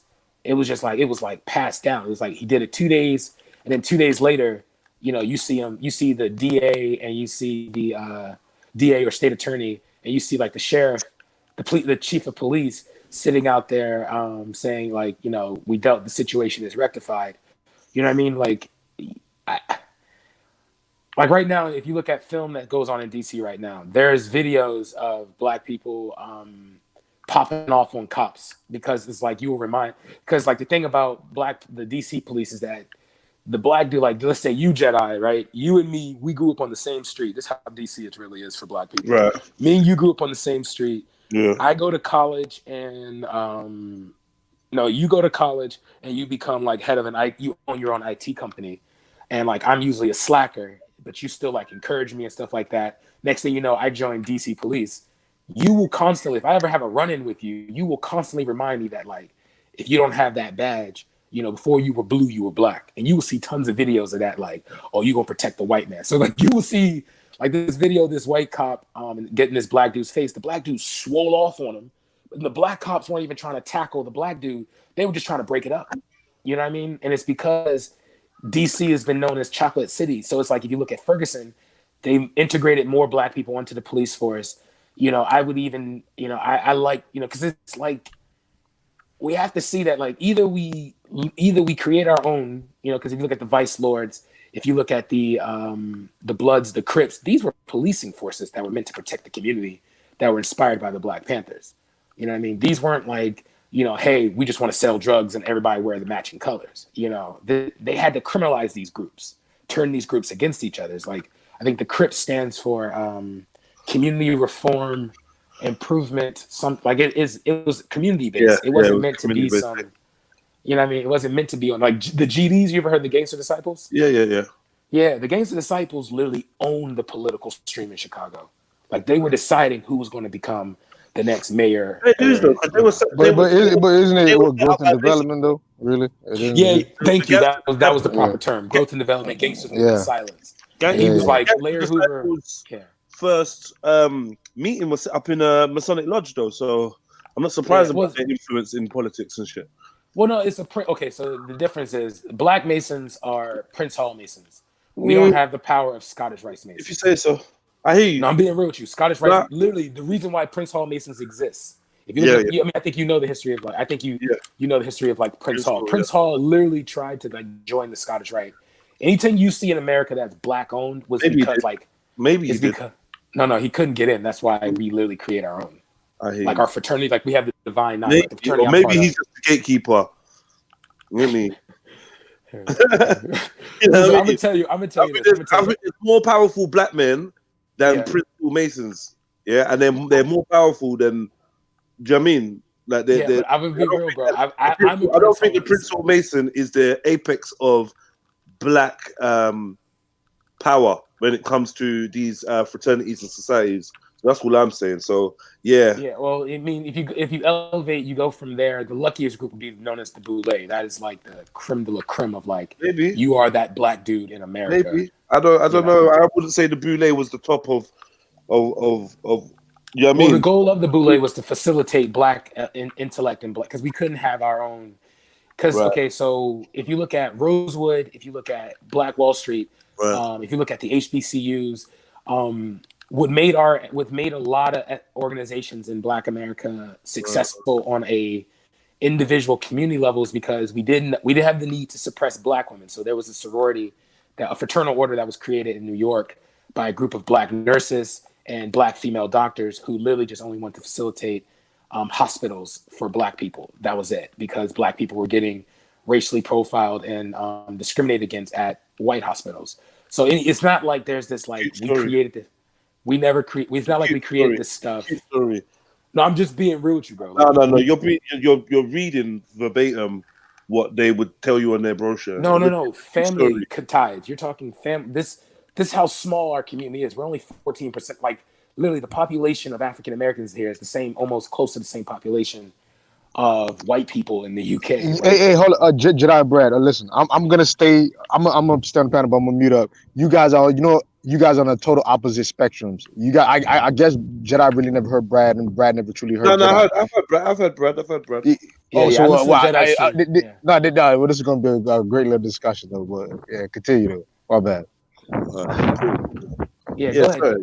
I would say, I just think like, I hear what you're saying. I think all I'm trying to say is, it sounds like, the official version of why we started our club, rather than the actual reason and of why they started their clubs, which I think might be it could employ charitable deeds, but I don't think that is the be all and end all. I think any of those societies were created for power, right? Yeah, for Black people to facilitate. I mean, that's how America is. It's like if you own, like the one thing I must admit, and I'm not saying like I'm not. This is more like I'm just saying like on an intellect, like on a historical basis here. The most insulting thing when you're part of a country that literally hates you, like has spent its time trying to destroy you and demoralize you. When Black people created stuff, it was literally to say, all right, fine. If white people don't want us to do this over here, we'll do this over there. We'll have our own thing over there. Prince Hall wanted us to go to Liberia. There were tons of times when you see Black people taking like, all right, fine. If you don't want me to go to your stores, we'll open up our own stores. If you don't want me to go to your colleges, we'll create our own colleges. Okay. The idea that the Prince Hall Masons, the 4-letter Masons, the Shriners organized themselves just so, and correct me if I'm wrong, maybe that's what I'm hearing, so that we could like, okay, can we get closer to white people from this? You know, like, okay, cool. Then I think that I think in a sense you do. There is the urge to be closer to white people.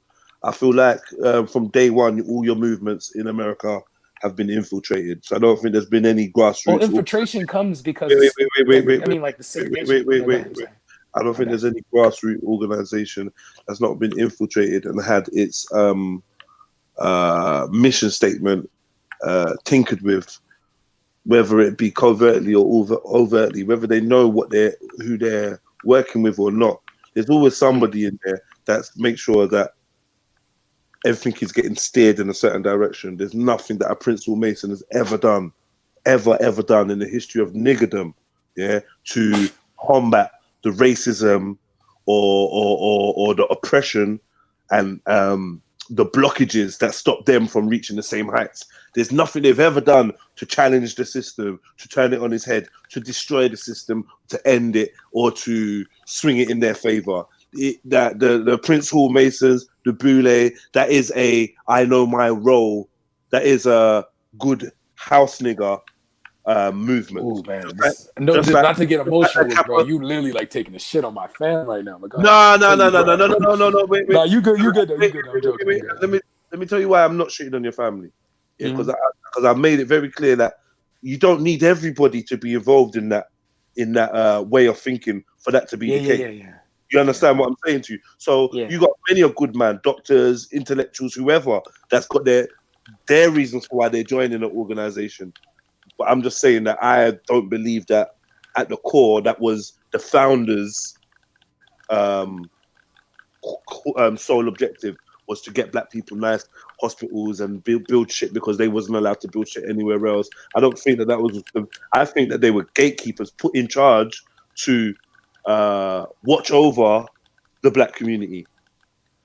Okay. Well, so the thing is, this is where we can have this. This is where, like, I would say it's more of a misconception, if anything, because the gatekeepers you're talking about usually get exposed constantly.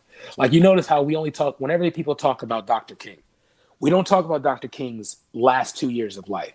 The narrative is he led the civil rights movement. He gave a bunch of speeches. And then after I Have a Dream, he got assassinated. That's it.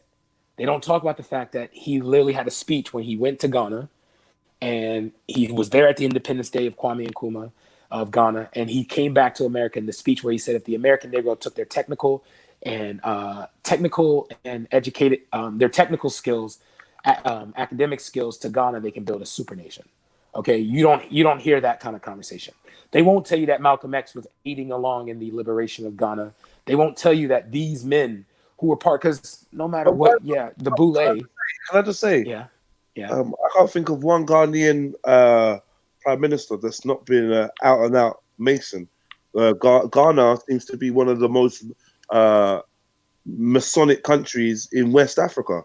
Like literally. Yeah, but when you look at of leaders that are all Masons, so that shows democracy's out the window straight away. When all the leaders are part of one club, it reminds me of somewhere that do you know what I mean? It reminds me of somewhere pretty familiar to most of us. Having black skin, living in Africa, saying nice, sweet, sexy things about your intentions for Africa does not mean, it does not mean you're not here to limit how far we can actually go. But that's the thing. That's why that's like the misconception, bro, is that like, just because black people form a group because our greatest enemy, like I think it was Stockie Carmichael that said, if I had both hands up front to fight against white supremacy, we can tell you, bro, you will never hear me lie to you when I tell you. Okay, my ancestor, Benjamin Bradley, he was the inventor of the naval engine for the first naval engine. Okay, he didn't get credit until like almost 50 years after his death. You understand? Like, and people literally like mispronounced his name. Come to find out, his team, he had a team of other black scientists, as well as a guy, I think his name is Quentin Cornell, who is the sole reason why a lot of advancements in inoculations, we have vaccines and stuff like that, was passed through. There were black people, gatekeepers, that were literally holding back these knowledges. I can tell you from the AME Zion Church, black people, or the African Baptist Church, the Free African Society, the Free African Schools, these things were infiltrated that, like, when you heard a narrative that was pushed from who we were prior to the slave trade to only African sold us here. You know what I mean? I can tell you, you were 1,000,000,000% sure. So I want you to understand what you're saying is 100% true, that there is infiltration. There has been infiltration. There has been black people who sold out other black people that are working on behalf. Al Sharpton. Here, I'll give you men that are living today. There was a push to get banks. So because the slave trade, if you owned a slave, you could insure that slave. So like, you can get insurance. So if they escape, if they die, you can get money for it. The banks that existed back then still existed today. They just changed their name. And the insurance companies existed. You're talking about I think it was close to $2 to $3 trillion in a settlement that could have been reparations for African Americans. Do you know what Jesse Jackson did? He just asked these banks to apologize, and then they donated to his Rainbow Coalition, and no one ever talked about it again. I will tell you. Where's Captain? What's going on? Yeah, I don't know when Captain kind of floated. It was just me and Radar. Radar weren't saying shit, so I was like, do you know what? I'm going to talk on some other shit then. And wait, and then let him come back. Yeah, let him come back. Michael, how you doing, bro? Yeah, all right, cool. I'm here. Yeah, I'm just doing a little cooking and shit. I like that backsplash on that towel, bro. Fancy. I knew Maku was fancy. Goodness. But yeah, I will tell you, bro. What you're saying is 100% right. Like there had like, for example, the civil rights movement. You notice how it went from you see King talk about revolutionary till I think there was this one homosexual dude that changed it to a coexistence, kumbaya, we all suffering together type shit. Bayard or whatever his name is. That Bayard. Yeah. You got that right. You mean, but the thing is though, the thing is that there's always been amongst the community a somewhat of a different, like people being able to tell the difference between like who the real one was, who the fake one was. Like today we always say like, we did Martin's thing, let's try Malcolm's now. Let's try Dr. Khalid Muhammad. Elijah Muhammad. Like the one thing they won't talk about, that's why I say with Dr. King, is that we all think that, okay, he said that I have a dream speech, and then he was assassinated, and that was his whole thing was peace and love, don't push and shove. But no, he literally had a conversation where he said that there's going to come a time when the Negro will no longer keep asking, they're going to take, so that they won't push that narrative. And I would tell you that there are black men and women who will hide those bits and pieces of truth within the community, from the community. But I just feel like you can say some shit like, yeah, we ain't gonna have this shit forever, and then 60 years later, no one ain't done shit. So like they're all clever. It's all like really appealing language, and it's really psychologically it riles people up and triggers people and has people feeling all kinds of passionate. Ways about like we're gonna, but they ain't gonna do shit. The main reason why we're not gonna do shit is because mankind that lives today in society are not the leaders; they're the stock of followers. Yeah, they have been bred, literally, have been bred to be cattle. And if you own any domestic animals, you could release a domestic animal in the middle of nowhere. If that motherfucker's got a chance to find its way back to you, it will. You know, and ultimately, I think that we just want a good life. We don't want to look. All right, I just watched a video today where a man was struggling with a police officer on the floor, struggling with 2 police officers. One of them just got like a little bit of space between him and them, pulled his pistol, pat, pat, boom. Yeah, that's in New York, yeah. Right, yeah, right. So now I'm saying, if I'm selling it with Brad and Maku, and these 2 dudes are struggling with him, we approaching, and on the approach, you're hearing shots, bat, bat. What the fuck are you gonna do? What am I gonna do? All this big talk, what are we gonna do? Everyone's talking like they're gonna jump in front of a bullet and jump. Man, we want to live. You want to live to see your babies. I want to live to see mine. You get me? I want to wake up in my bed.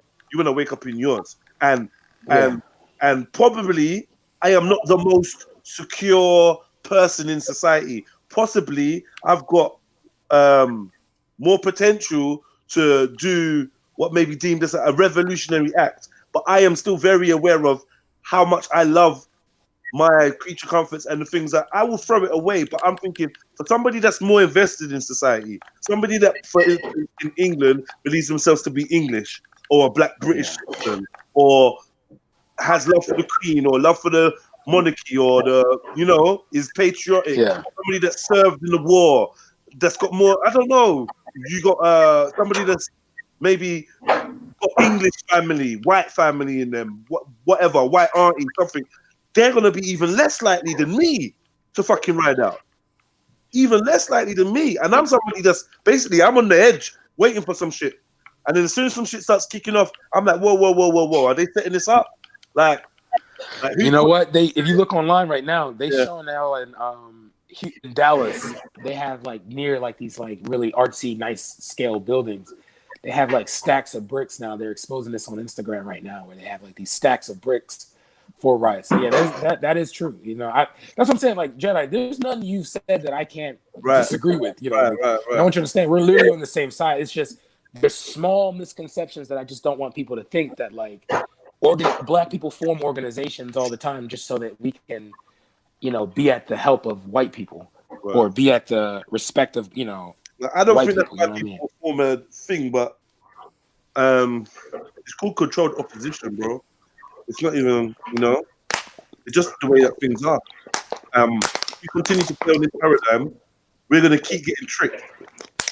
Because all they have to do is keep making the opposition, or keep making all they have to do is keep blending more and more with us until they are us, which I'm sure they've already got to that point. Like I've always said, at the end of the game, how surprised would you be to find out that the Wizard of Oz, the man behind the curtain, isn't some ancient white fucking Ashkenazi or whatever it is that people got this belief in? It's a dude that looks just like me and you, a black man, a black woman. If you found out that one of the most powerful players in the structure of the way that the world is running right now is a black man, or they're based off a black man's plans, which, to be fair, everywhere I look in society, I see the evidence of black craftsmanship. Yeah, so I don't think that this would be any different. Our laws are already built on black laws and black civilizations. So then, why wouldn't the bid to control the mechanics to control and divide people? You don't think a black man had those psychologies? Just because we might not be displaying them doesn't mean we didn't have the capability of having those thoughts. I say that to say this: I'm sick of being rocked to sleep. Yeah, I'm sick of the okie doke. I'm sick of being rocked to sleep by somebody that looks like me. That's no longer sufficient. That's no longer a sufficient pass. Yeah, but I do see there's a change though, John. I mean, you think there's not a change though coming? I mean, hope not change coming, but like, do you not see it? I feel like I'm not gonna lie. We can all see a lot of stuff happening. Are any of us in any control? Do any of us have a plan?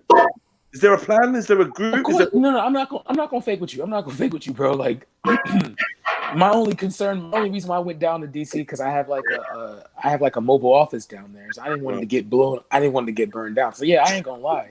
People's personal interests and you know, assets and money and things like that does take precedent. I'm not gonna fake. You know, And I'm not gonna lie, like when I heard there's a guy known in DC, he's a local like Instagram famous dude. His name is Lemon Tucci, and he always does this thing where he talks about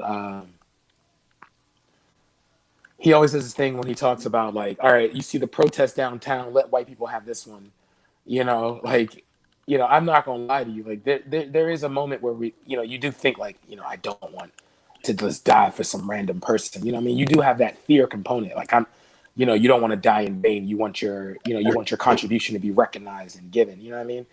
But I will say that like there is a narrative that is changing, that I find that like people are talking about, all right, if we're gonna like there was this time where like a lot of stuff like this would have been dismissed, would have been like, you don't hear black Americans since 2016, 46% of the black community have been buying guns and opening up gun stores, have been going into gun training, like black conservatives that were all behind Donald Trump are talking about like the conservative party that freed us from slavery doesn't exist anymore. And you got like guys like Colin Powell, Lieutenant Colonel Alan West. Candace Owens will always be a white thought, and will always be like the white man's thought no matter what. But you're seeing like Majorda. You're seeing like there is a change. Like I saw. Did you say Colin Powell? Are you counting Colin Powell as part of your change though? For real, bro? Because he went from lying about weapons of mass destruction to popping off on Fox News because he went to CPAC and he was disrespected. CPAC is like a congressional, like it's like the Democratic, it's like the conservative version of like the Democratic Assembly. Mm-hmm. And you see him getting disrespected, and at that moment he's like, this is not the conservative party we were once part of. And then like you see the same thing with Michael Steele, who was who's also had that same issue. Like, so you're seeing like black conservatives are starting to stop doing because it's easy. Like, I'm gonna tell you.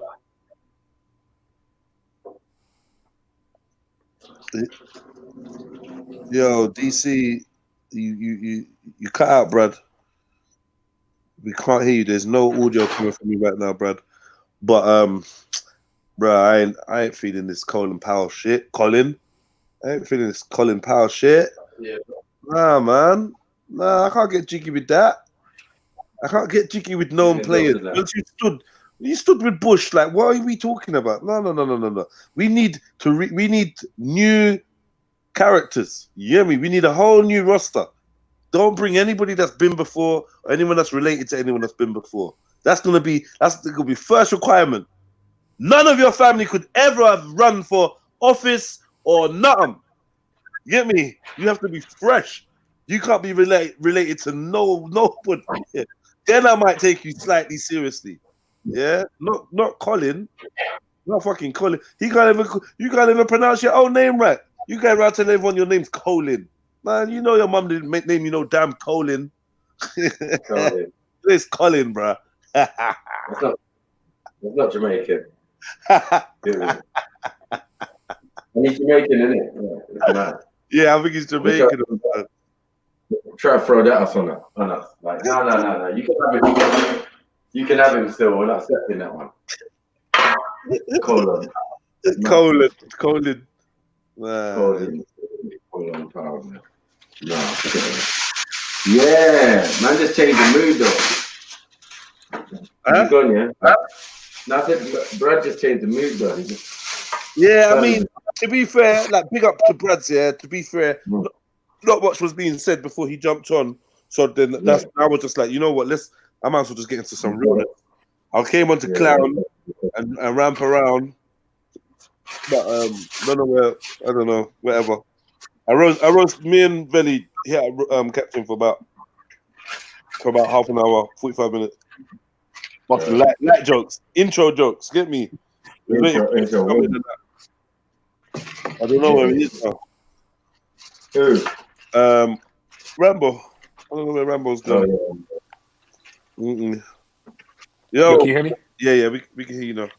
Yeah, so I'm not, and I agree with you. Like, I want to let you understand that there's nothing that you said I don't agree with. Okay. It's just that, like, I know that the change, I would love to see this, like, rapid, overnight change, but, like, I'm looking at small stuff, like, how like black celebrities are now coming out saying like we need to hold the black vote hostage and not just because you want to know the most insulting thing about black when you have voting in America for being black is that like only thing a white politician has to do is just like Joe Biden is just reminding us that like, hey, you remember that black guy that was in the office? You know who his vice president was? You're looking at him like that's it. Like you ain't black if you ain't voting for me.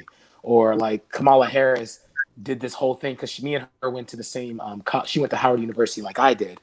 And she just did this thing where she said, well, I went to Howard, I went to Howard, I went to Howard. And that was just, that's like the whole encompassing thing. Like she's part of the sister sorority to my fraternity where she's an Alpha Kappa Alpha. And it's like, okay, that's the equivalent of being black. It's just pledging and going to a black college as a grad school. You know what I mean? That's why she was done out. And it's like, but still you're a prosecutor that has a high conviction rate more than in California, which has a high wrongful conviction rate for black people. You know, you have cases that are being taken into account where you were arresting black parents because their kids were because for truancy. You know what I mean? Like kids not going to school. So like, you know, those are the most insulting things, man. I mean, like that would come with the vote that like we could honestly talk about burnout, you know, definitely. But the thing is though, yeah, I think this is why so we're saying me and you talking be interesting for him because I think what it is I just don't care about the ins and outs of like to hear you talking about politics. Anybody, I'm instantly become repelled, and it sounds like sounds like when I hear like Muslims talking about I don't know different prophets or different figures in Islamic religion, or Christians talking about this apostle or that apostle or John this and John that, and I'm just like, personally, I just don't care about the characters. I don't care. It's like it's like it's a soap opera, you know. And what I want to know is, out of all these years of democratic voting, is anybody happy with their vote? Yeah, that's what I'm saying right now. You see that like instead of just instantly vote, because I think we've always voted Democrat because you would see less Democrats have racist voters, and I think we went off just that instead of like, what are you actually going to do for us? You know, so that's what I'm seeing now is that there's this talk of like, you know, let's not just give our vote to one side unless they show and do something for us or for the community. So it's like, what is the black agenda for the community? You know what I'm saying? Yeah, but no, and then once again, I want everyone to know, like, literally nothing you've said I disagree with. Like, it's just, you know, I just have like, I guess like everything I'm saying is just small little details I'm trying to interject that like black people we didn't have a choice to like form groups because we wanted white people to accept us. You know, we did it. White people literally came to our neighborhoods and burned shit down. Like we didn't like run over there to like, please. No, they literally had to come bother us, you know? Wow. So like, you know, like with Black Wall Street proved that, I think it was, okay, I forget the name of the scholar, but he talked about on a financial level, Black Wall Street was able, within a year, to produce what I guess, like, I think it was 25% of the national GDP. And like, even now we have $1 trillion in buying power. If we were to pull out our money, like let's say stop investing in America, stop buying stuff in America, we could impact the economy very bad. You know what I mean? Like it could just from that point along. So it's more like now it's organizing and galvanizing our resources. You know, like that's what made Elijah Muhammad rich and very famous. That's what made Noble Drew Ali. These men were like, all right, we're going to take the black dollar and keep it, you know, together, you know.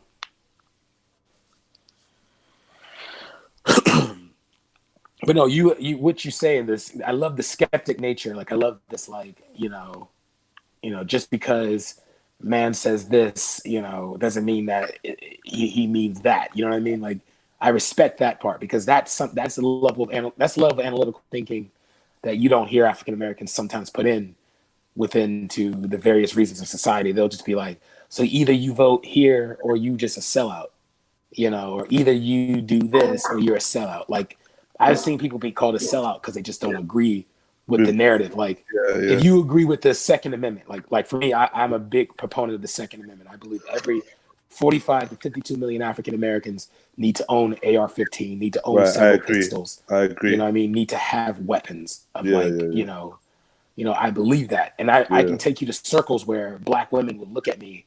Mind you, our women can go missing and no one will literally look for them.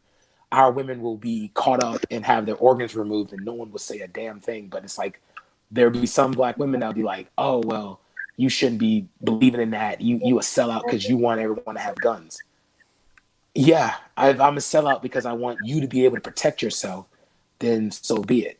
You know, some black men will be like, oh, well, you all this, black that.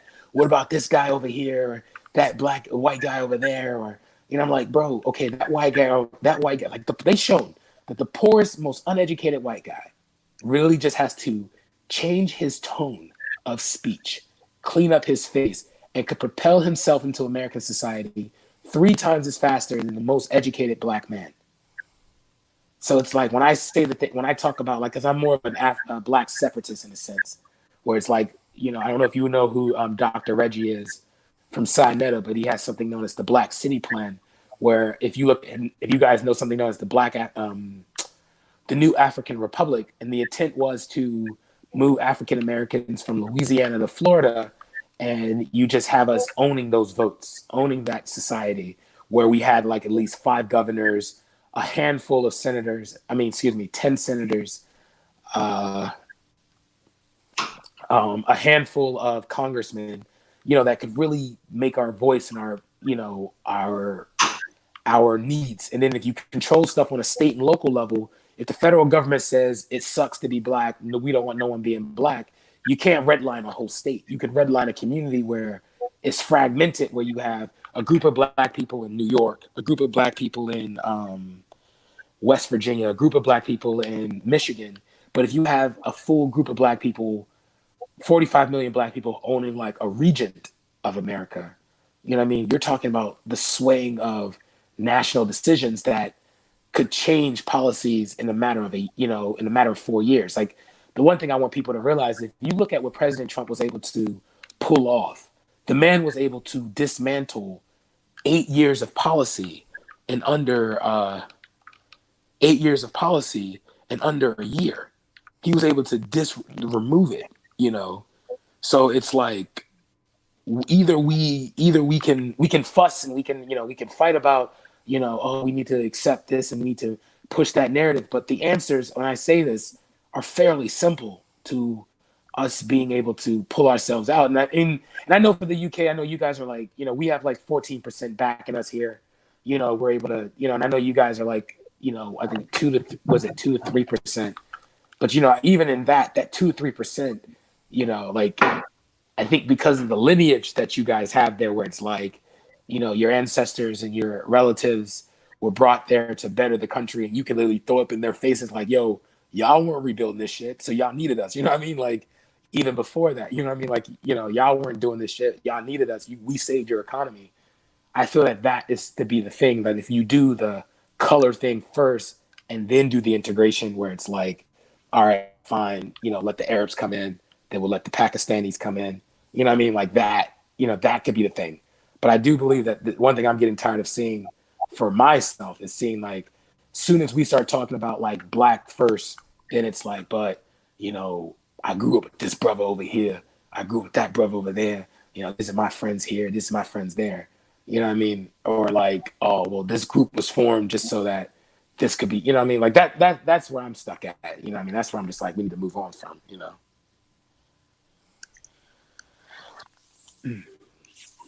Oh, well, politics is just not my thing. Yeah. I mean the power to.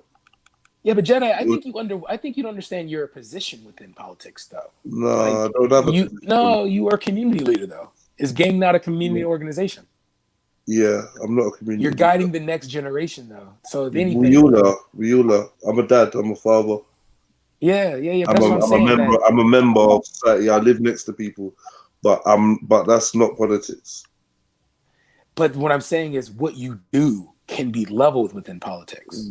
But it can also be with outside of politics. So I prefer it to be outside of politics because I don't need it to be leveled with politics. I'm not running for anything. I don't want anything from the government. I don't want to vote anybody in. I don't want to help no one get voted in. Not one goddamn person.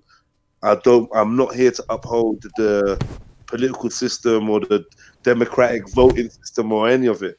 I'm here to remind people that we are actually sovereign beings, individual sovereign beings, and we have the right. Our birthright is to be sovereign, and the earth is our home. That's how I see the world now. That's it. Anything else that is designed to take power away from the individual or away from self to give to an outside body, I'm starting to see is evil. I'm starting to see this is the problem in the world. This is the actual problem in the world. But you're going to need to take power to be able to change that aspect, though.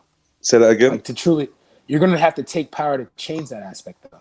Like you're going to have to. Like it can't just be like the knowledge. What you're saying is perfect. Like I said, there's nothing you're saying I can't say I disagree with. But it's like I look at California right now.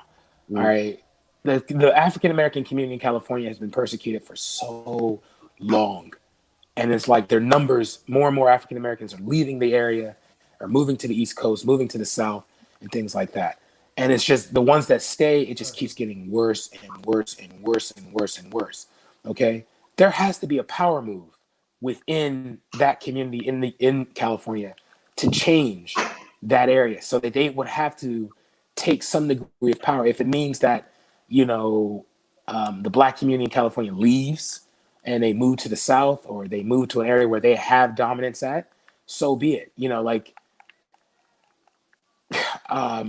So if you what you're saying is perfect. I agree. We have to have you don't want people to give away their rights. You want people to know that they live in a equal society, that they have a right to move about the world open.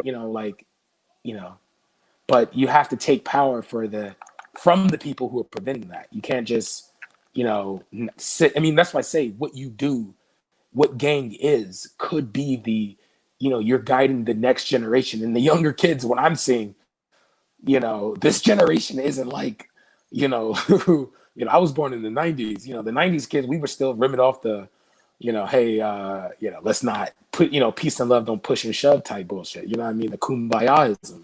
But this younger generation's like, white kids, black kids, they're like, I don't want to be known as racist, or I don't want to deal with racism.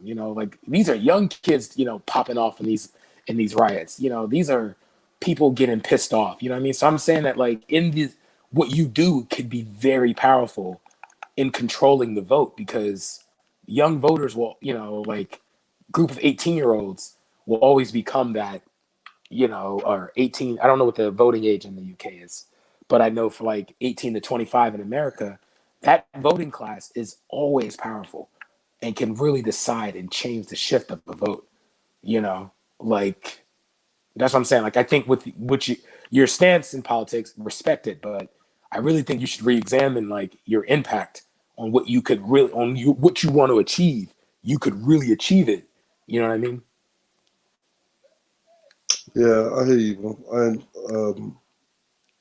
I'm just not interested in politics. I'm just really not interested in politics. Genuinely. Yeah. I don't.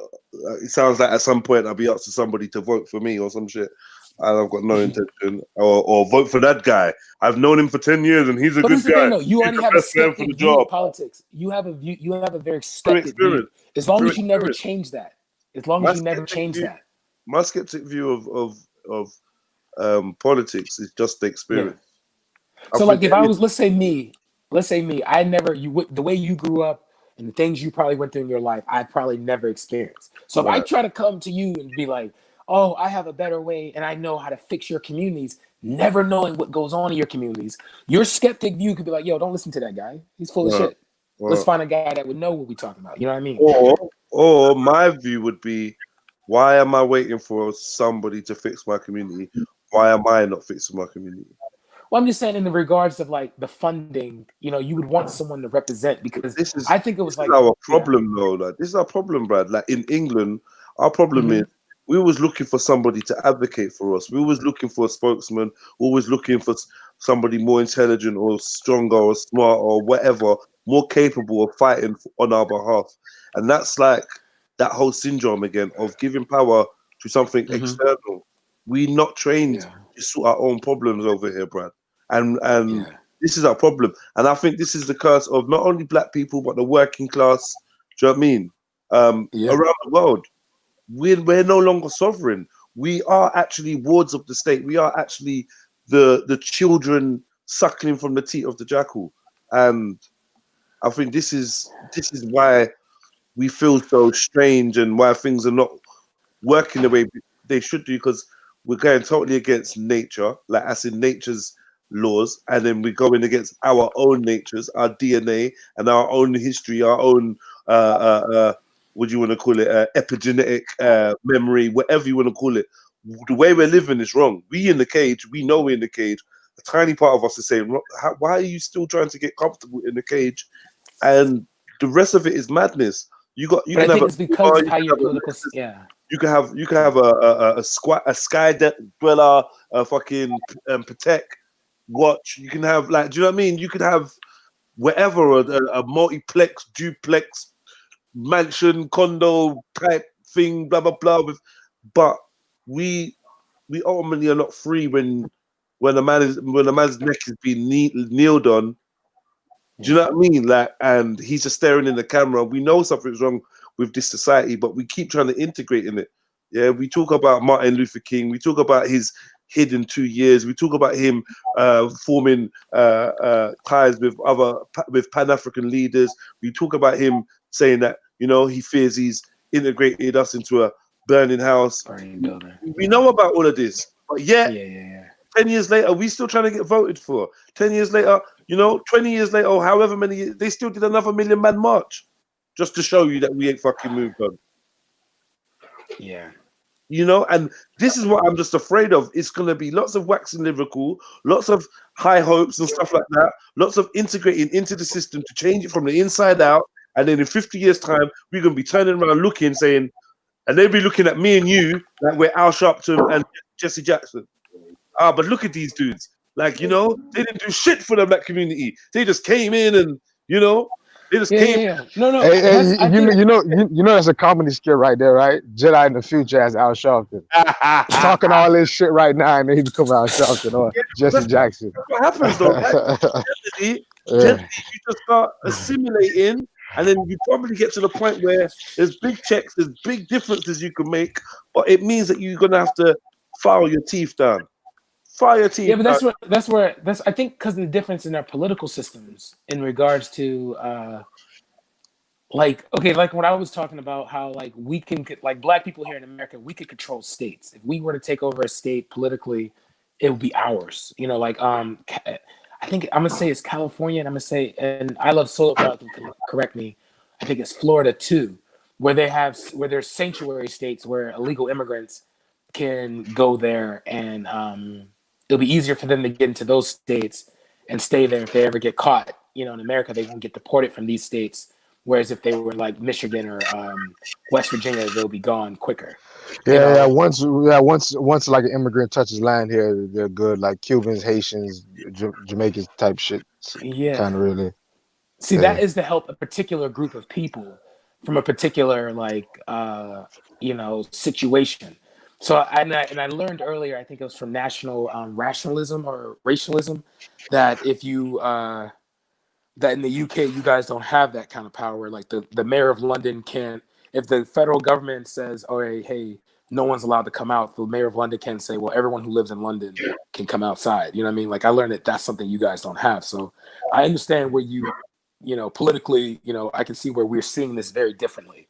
You know, I just say that like with you in regards to like how you help your community, you know what I mean? Like, I believe your voice is more like kind of how you see how like in Nigeria, they always use the traditional leader to try to like calm the people down or galvanize the vote of the people. Right. You know, like that's how I see like within learning. The more I learn about the UK's political system, you know, it seems like you would have to need that representation so that the needs of your community are heard. Whereas like we're like me and I Love Soil could move our families to one area with like, you know, 10 million African Americans, and you have 10 million African Americans in one state. Next thing you know, in that state, all of our politicians are going to be looking like us. You know what I mean? And we don't have to, like, our issues will have no choice but to be heard because a majority of the state Senate, you know, a majority of our state representatives will look like us and will be able to say, like, oh, yo, we need this done, you know, or we need that done. Like in my state, Maryland, because there's a big African American community here, you know, when we wanted a hospital in PG County, they're building a $120 million hospital because we needed it. You know what I mean? Like, you know, the push for academics for, you know, to improve tuition for the Black community. When we asked for it, we got it because, you know, we were able to take that power. You know what I mean? It's like in similar in Miami Gardens where I'm located. Like everybody in any local government over here is Black, pretty much, and this is a big Jamaican community, so it's actually they most likely come from the islands. So it's like even more specific or narrowed down the list. But but that's just how it is. It's called demographics at the end of the day. If there's more people in the area, it's more probability chance that they're going to be elected. So yeah, I think that's the war tool But we have to use is our demographics. That you said it perfectly. We just need to utilize our demographics, like, you know. Yeah, but yeah, like if you're not catching the drift, Jedi don't even want to bother with any of that shit, like at all. Like anything that even looks like democracy. Do you blame me though, Soil? I can't be. I just not. Man, I'm still listen, man. I'm still trying to figure it out. I see how I see how you can use it if you approach it. Remember the local level. Remember we had this argument before, did I like about shit? Yeah, you already know. So, but then again, I do. So if you don't want to use that, then, I'm sorry. Go ahead. I love so. I said, go ahead. No. Your side of the argument is refreshing because me and Jedi had this conversation numerous times. So yeah. Go. So like, what is your like? What would be your solution then? Like, is the way? Like, I'm only looking on the outside in. So please correct me if any misconceptions I have. Okay, this like we kind of seem to have the same issues, like disproportionately. When it comes to deportations and removal of people from the country, people who look like you, me, and you, me, everyone on this panel, I would assume, we would be the first to get removed. Crime, we would be the first to be reported on. Finances, education, we would be the first to be neglected in these fields. So, like, what would be your solution then, other than like what would be your solution?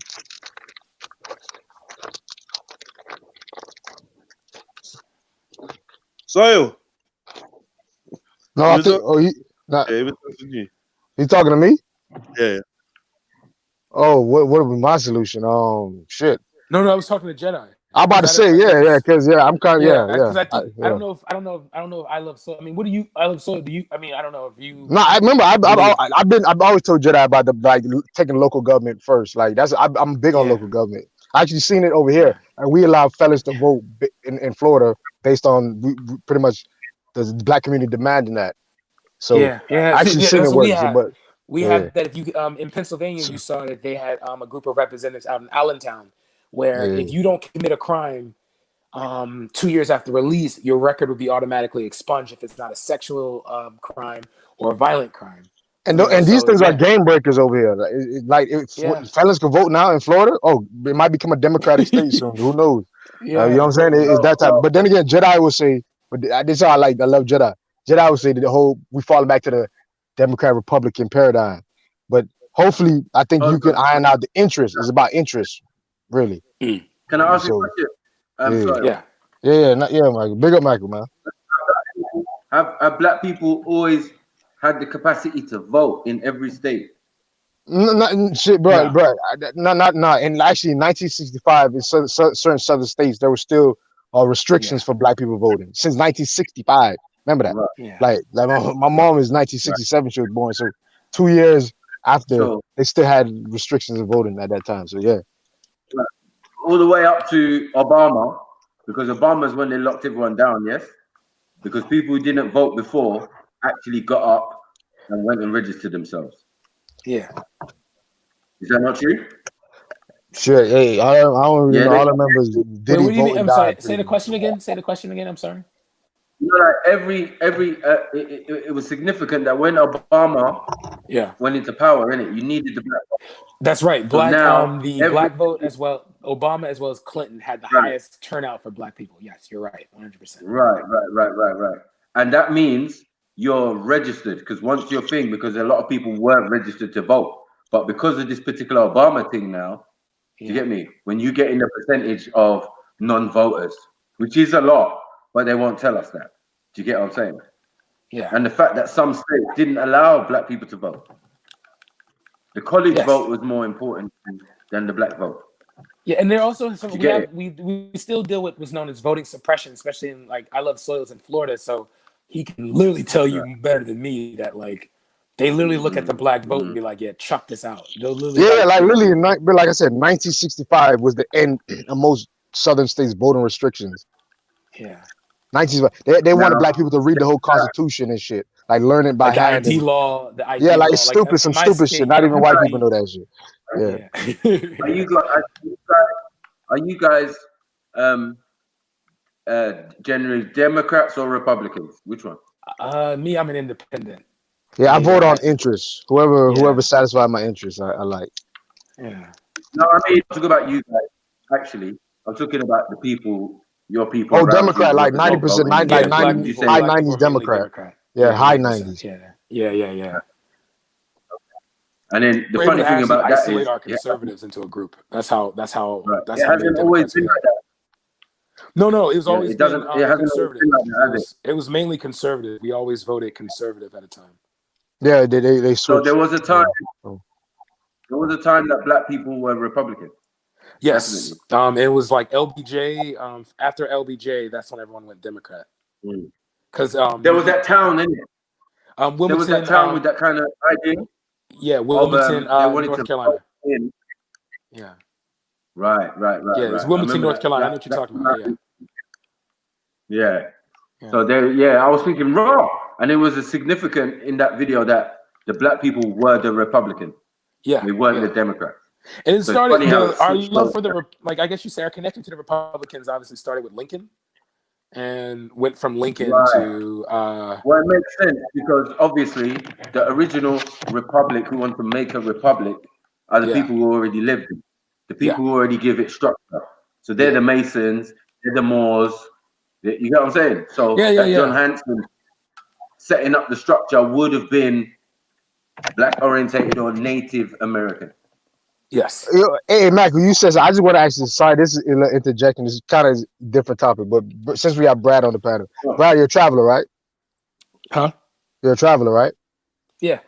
All right. So how legitimate legitimate is this Moorish claim though that they have with the Masonic fraternity?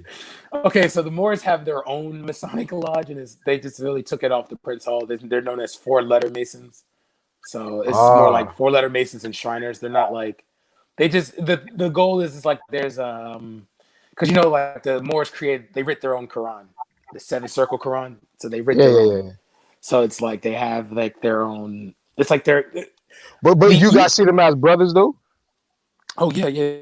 Oh shit! You have no choice. Like half the time, you have no choice in most cases because it's like if you see how the Nation of Islam moves, the Nation of Islam will hold more events in a church than they would in a mosque. You know, so it's like you can't really, you really can't like Elijah Muhammad, Malcolm X. You see like what's known as conversations behind the closed doors. Stand on code and stuff like that. Like the black church when you see this push when the Nation of Islam when they first started out, Elijah Muhammad literally became a Muslim because he was tired of saying he was saying the black church had gotten soft. We had the Deacons of Defense. The Deacons of Defense were like black veterans and churchgoers who came together to fight off the Klan. You know what I mean? Nah, there was some gangsters though. Like you can see them with assault rifles and shit. They have modern day Deacons of Defense right now. Like they're some bad people right there, man. Yeah, there's a lot of women too in it also. That's why when I look at like in the UK, when I look in the UK and I see like people will like make fun of like, oh, you the only black Shia I've ever seen. It's like I've never heard someone have this conversation. you know, like the only black Sunni, the only black Shia. I'd be like, no, we all black at the end of the day. You know, you like Abu Bakr, Iman Ali, it don't matter. You know, that cop's gonna pull you over. You know. True, but yeah, I don't know. This Masonic stuff is it's a lot, and all of this politics. I don't really think it's that deep though. Like I don't really for think me, it's that deep. I don't think it's futile. That's what it is. No, but Michael, hold up. Let's be fair. Nuwapians are also they copy that also. So let's be real. I'm not FTK. I'm FTK. You know I'm not FTK. Yeah. Oh, the okay. illusion of inclusion. You get what I'm saying? That's the whole point. Because we've had black states like anyone watched The Wire? Yeah. The point what they were trying to make, the political system. That's how I learned how it works and Oh, you got black mayor. Oh, it's mainly black people that live in Maryland, Baltimore, Maryland. You get me? I'm only down the road. I'm same as you, Brad. You get me? I'm from my family's from Maryland. Oh, what part? What part? Oh, okay. Yeah, this bare Nigerians. Newcastle. You live in New Carrollton? Oh my God. Yo, I'm mad we haven't even met yet, bro. Literally, that's a bus ride. Jesus, I go to a Starbucks. That's a oh my God. I remember. Hey, DC, hey, Brad, watch what you say. Michael might find you, man. Oh my God. Be careful. Yeah, man, I ain't gonna disrespect my my brother's out there. You get me? My brother's here, but he's back in DC right now. Damn, my man said New Carrollton though. But he's a teacher, innit? I told you his name's OS Cool. Look at him on Instagram. Yeah, OS Cool. Okay. Yeah. Add him on Instagram, and then you can connect because he's down the road from you. Trust. Yeah. All right, cool. But yeah, that's close, bro. You're like literally, I could throw a rock outside my house and hit somebody in New Carrollton, bro. Jesus. No, it's suburbia, innit? It's proper suburbia, though, innit? It is. Like I always say, if you have trees in your neighborhood, you can't call yourself a hood. You have roadkill on your road, you can't call yourself a hood.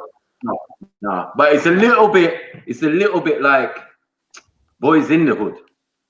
It is, and to the extent that it's like you see the people that come from DC, like that just moved out the hood for the first time. It's like the style of the road, like the house, and then the front porch, and the garden and the driveway. I got you. Yeah, that's sort of similar. I mean, but hold on. But hey, Florida and California got nothing but trees and beautiful scenery in the hood, though. So I hate when people say that shit, man. But come on, Born Rich be saying that shit. Palm trees ain't the same, man. It ain't the same. Yeah, see, Born Rich is from a weird ecosystem, though. Born Rich is from like I gotta go out there one day. South. When you talk about the South, you're looking at like hood plus country. So you'll see dudes in like repping like gang, but they'll have like a whole camouflage suit on. You'd be like, whoa, fishing rods and shit. Man's got 10 gallon and a 45 on the hip. You get me? You don't need a fishing rod with that gap in his teeth. Yeah, catching catfish, but then also dropping these. Yeah, man. Yeah. I know. Dropping them because they look similar. Man's pulling out the catfish and he's looking like him. Snap, nigga, snap. Throw you back. Yeah. Oh, you got the same hairline as a catfish. Yeah. He is a catfish. Hey, so we're going to the roasting now, huh? We're catfish. See, I ain't gonna say shit. In one group, I am never gonna talk about black people from Florida.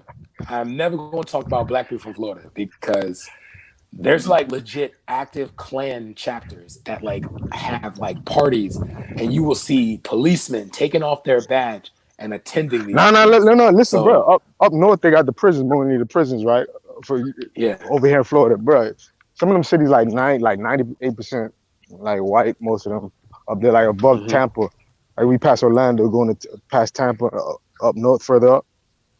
Like Gainesville, Tallahassee, not Tallahassee, but that's like the capital. But you know what I'm saying, Brad? Like up north, this is predominantly what you just said, like clans of white people, crazy rednecks, all type of shit. You see them sometimes. You even can see them down here in Miami, like doing homestead. That's where all the wealthy people who have farmland are.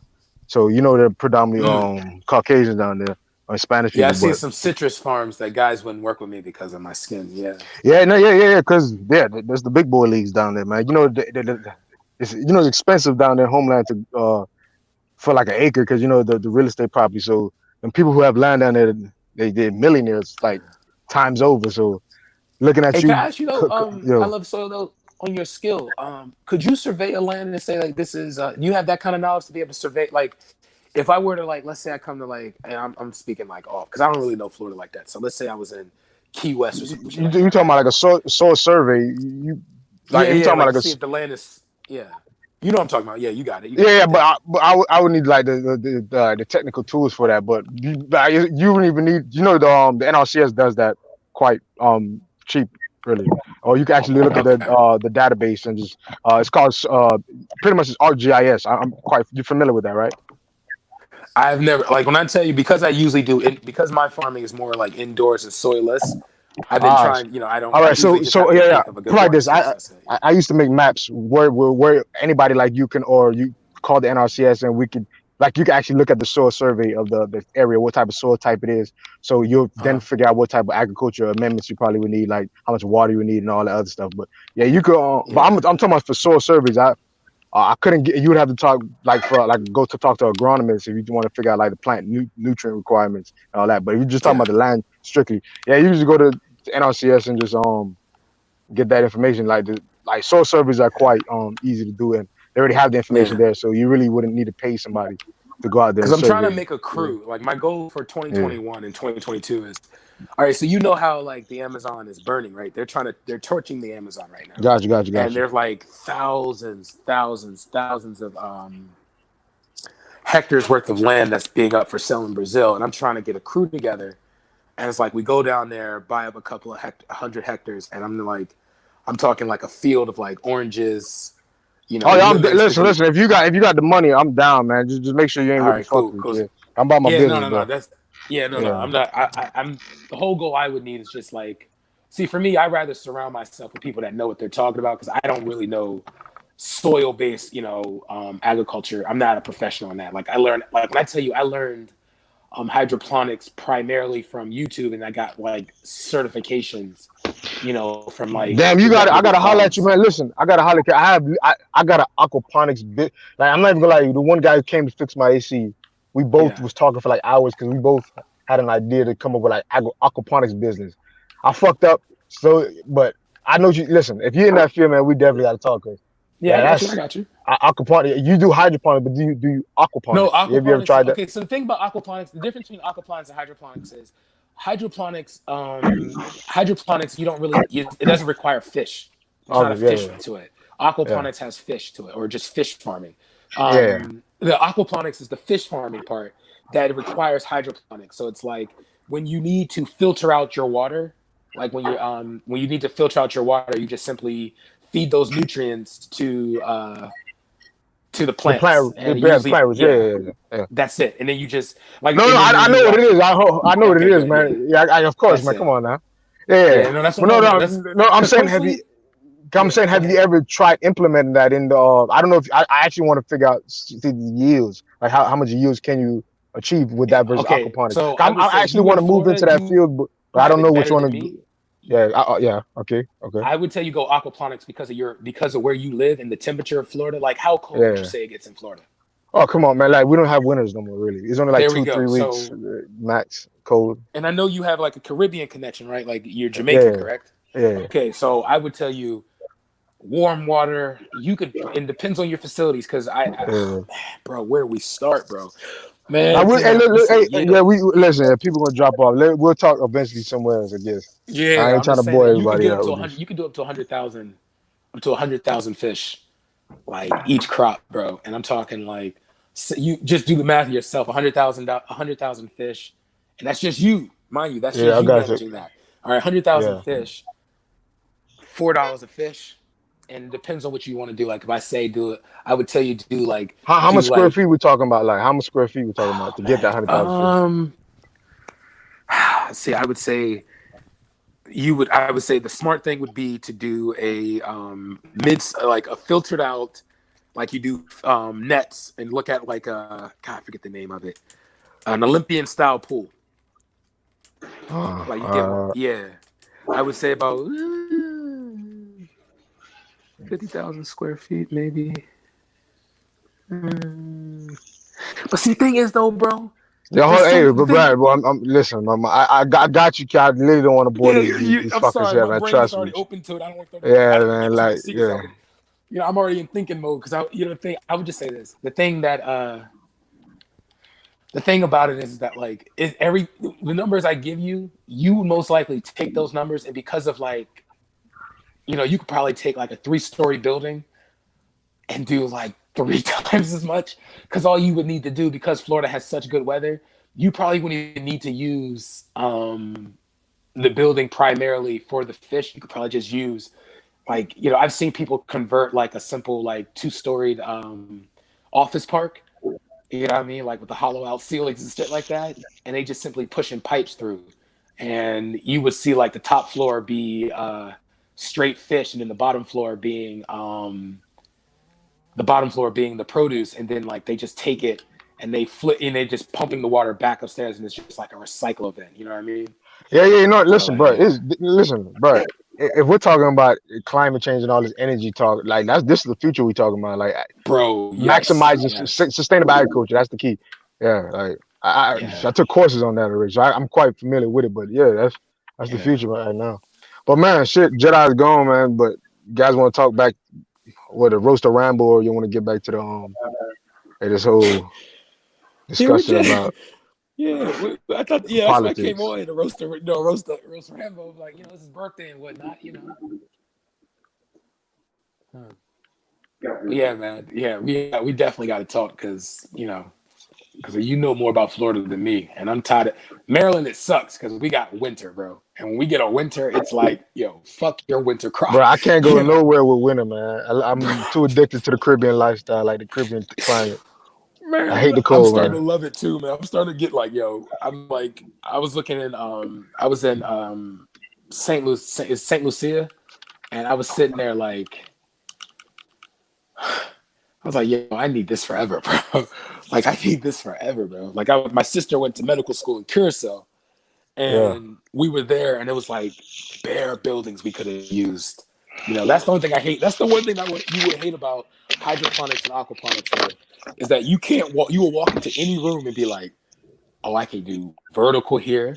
I can do." But listen, Japan's already doing vertical farms. They're taking whole buildings and making vertical farms for like the leafy greens. But see, the thing about Japan though, there's a tad bit of GMO to it though. Same thing with China, obviously, because like you can't regrow. Like if you can't regrow you can't regrow the seeds from a crop, bro. What the hell you doing, man? You know what I mean? Like but I think they're doing like more of cuttings though. Like the leafy greens, they're just cutting it. They just regrow back. Like for example, you like celery, like that, right? Kale. You just cut the leaves and then they regrow back. Microgreens. Yeah. So I think that's what they're really doing mainly. Yeah, but but obviously what you alluded to a while ago is very important.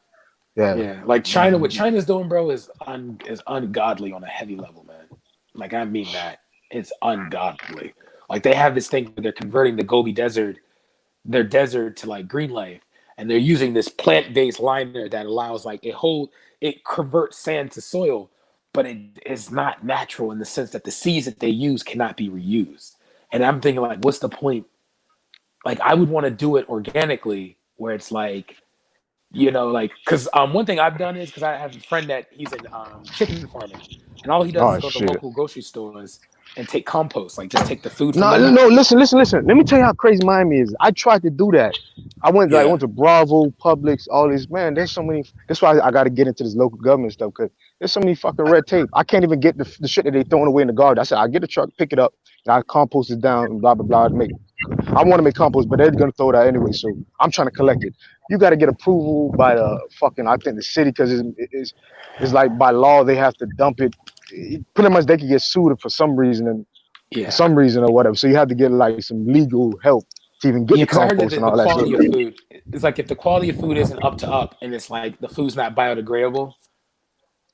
No, but I was talking about like going to supermarkets to get the like plantain, kale, all of the vegetable food scraps. But there's red tape to just get that. So that's what I'm saying. Is Wow. yes, Florida be I on don't know how. some bullshit, bro.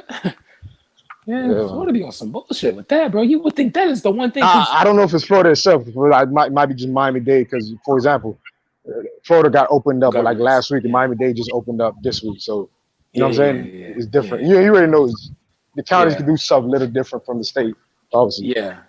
Because I see that they're trying to do this thing in like Arizona, because they're trying, bro. They're trying to re-green America's desert. So they're trying to make they're trying to turn they're trying to turn like Arizona, Nevada, most of Northwest Texas into Southern California. They try to turn that into like some like lush green oasis. So let me ask you a desalination. Yeah. You don't agree with desalination plants like the ocean? What do you mean, like from the soil, or what do you mean? They're trying to they're trying to desalinate obviously from the Gulf and then from outside of the Pacific. And the goal is to create like a massive freshwater canal that's like going to go northern.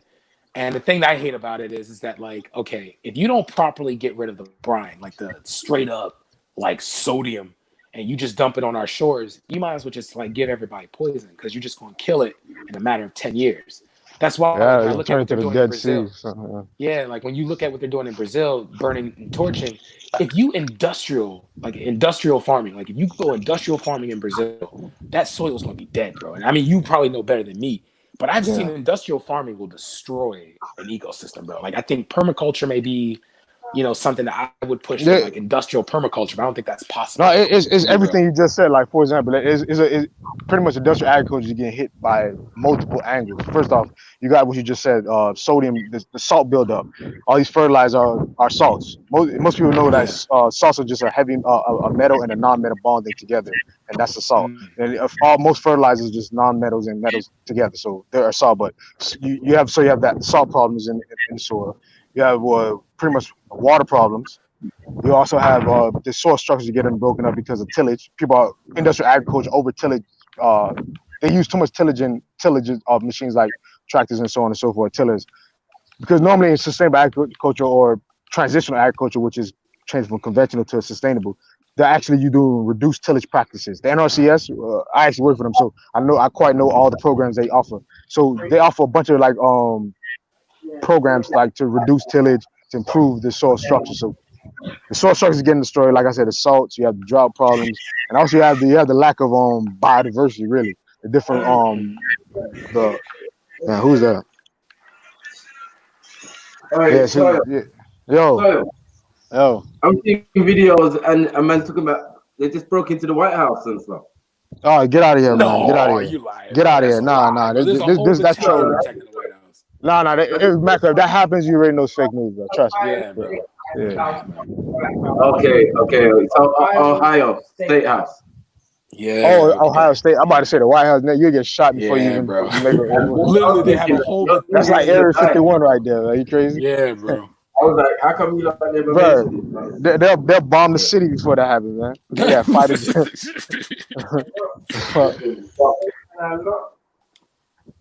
Gracious. Oh, they're in Ohio State House right now. But that's still wild, though. That's wild. Wow, that. Well, no. So I'm like, wow. What's going on? That's wild, man. Yo, I'm trying to figure out because my friend told me, he was like, yo, come downtown. They were like, yo, I'm about to go rioting. Anybody want some Dior, Gucci? Yo, Island Soil, bro. They stole a mall. They stole one of those mall trains. Yo, I seen it on Reddit, bro. Right, the kids' toy train, right? The little. Bro, I think I can train. Yeah. Bro, I'm like, that shit was funny. It's some Chicago people got that shit look like. And they drive funny shit in it, bro. My man's in Atlanta, bro. In Atlanta, they just hitting all the nice shots. Yeah, that shit was funny. So it's easy gonna be able to arrest people in Atlanta because they'd be like, yo, who got the freshest shit with no income? You know. Yeah, that shit was funny, bro.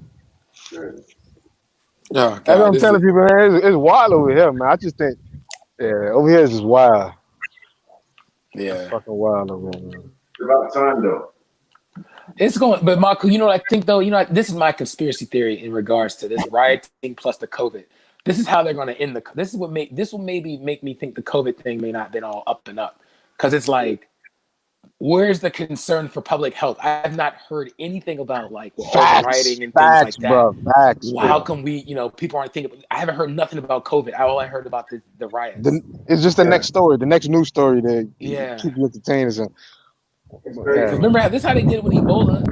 Remember they were talking about Ebola killing everybody, and the next thing you know, we were talking about like what occurred. I think it was like a military assault or something. Like some military men got ambushed or something like that, and then we just changed up the subject.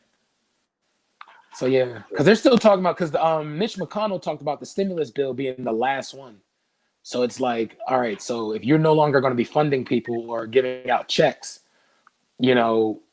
obviously, because they're playing like my state has no has a better to stay at home plan. So it's like unless you really have to go out, Let me tell you something how fucked up. That's why people gotta understand about America. Everything's different. Every state is different. Like for example, Georgia are giving people 6 months of unemployment because of the corona, right? Florida's only giving you 6 weeks. And the thing about this, and they're getting $600 extra on top of unemployment. Some people I know Georgia's also giving licenses. No, listen. Some people making $900. Listen, some people making $900 a week right now, more than they averagely getting paid working. Yeah. And my auntie getting bags right now. She going, bro. When this is over, she getting at least $12,000 from the government, doing nothing. I'm talking about just from the checks every month since March. Like the $600 extra every week. That's $3,600 a month. Extra, like for 4 months. Just add up the math. That's over 12 racks. You know what I'm saying? Just off of nothing, bro. That's what I'm trying to say. They can't sustain this shit, bro. And when it kicks back on, they're already saying like what on CNBC. It's like the economic channel for over here on public TV. They're saying like 42% of the businesses that are closed aren't gonna be opening back, or the jobs like 42% of them are not coming back. 42%. And they're saying that also that like, okay, so I don't know, bro, but this is something else I would say being the whole COVID thing may not be up and up, is that, all right, a lot of companies have replaced, because of like, the limited number of people that were allowed in the stores and stuff like that, a lot of cashiers. That dude, I don't know if you remember from the primaries, Andrew Yang? Dude that was talking about automation taking over a lot of people's jobs. Yeah, that's what they're pushing up to, man. Yeah, that's what they're pushing. But that's what I'm saying. This is universal. 52% of it. We're getting it right now with the stimulus check. That's the way Andrew Yang been talking about, really. But people don't even realize. Yeah. Imagine they were saying that a lot of these retail jobs have been like shut down. That they only need people like folding clothes, and they said once they find something to fold clothes, them jobs are done. Yeah, because man, I'm saying, listen, bro. All you gotta do is go on the stock market, see how many stocks companies are going bankrupt. Everything's so volatile. It's like it's crazy, man. Like, listen, people's making money. Don't get me wrong. Like, bro, I seen people make about 30, 40 racks in a day, like off of just fucking with one stock, bro. Like, I heard that they're trying to consolidate. It's so fucking volatile right now, bro. It's mind-boggling. Volatility means you lose a lot of money and make a lot of money. So it's weird, I saw weird time. Bloomberg was, you watch Bloomberg too? Yeah, yes. I mean, there's like certain things, like Hard Money is a good one, sometimes. Yeah. Good talks.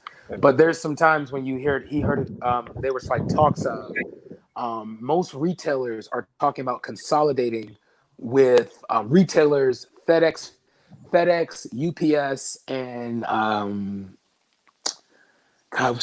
DHS, are talking about consolidating with Amazon and making Amazon like the internet hub for getting all of your materials. Listen, I'm not even gonna say, I don't even know if this is, but like JCPenney, for example, JCPenney stock went up like over 100% like last week. Like some people made big money off of it. I was kind of late in it though, you feel me? But the thing is, it was just speculation on Amazon buying out JCPenney. Just that speculation alone caused what I'm saying, like 100% increase in the stock price, like over something in a day or 2 days.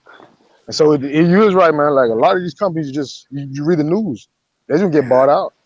Yeah, but that's why I think that, like, okay, so that's why even the government actually start buying into, I think, bonds or stocks or some groundbreaking thing that they've never done before. They're buying into a company that's good at it's weird shit going on right now, man. We in times where I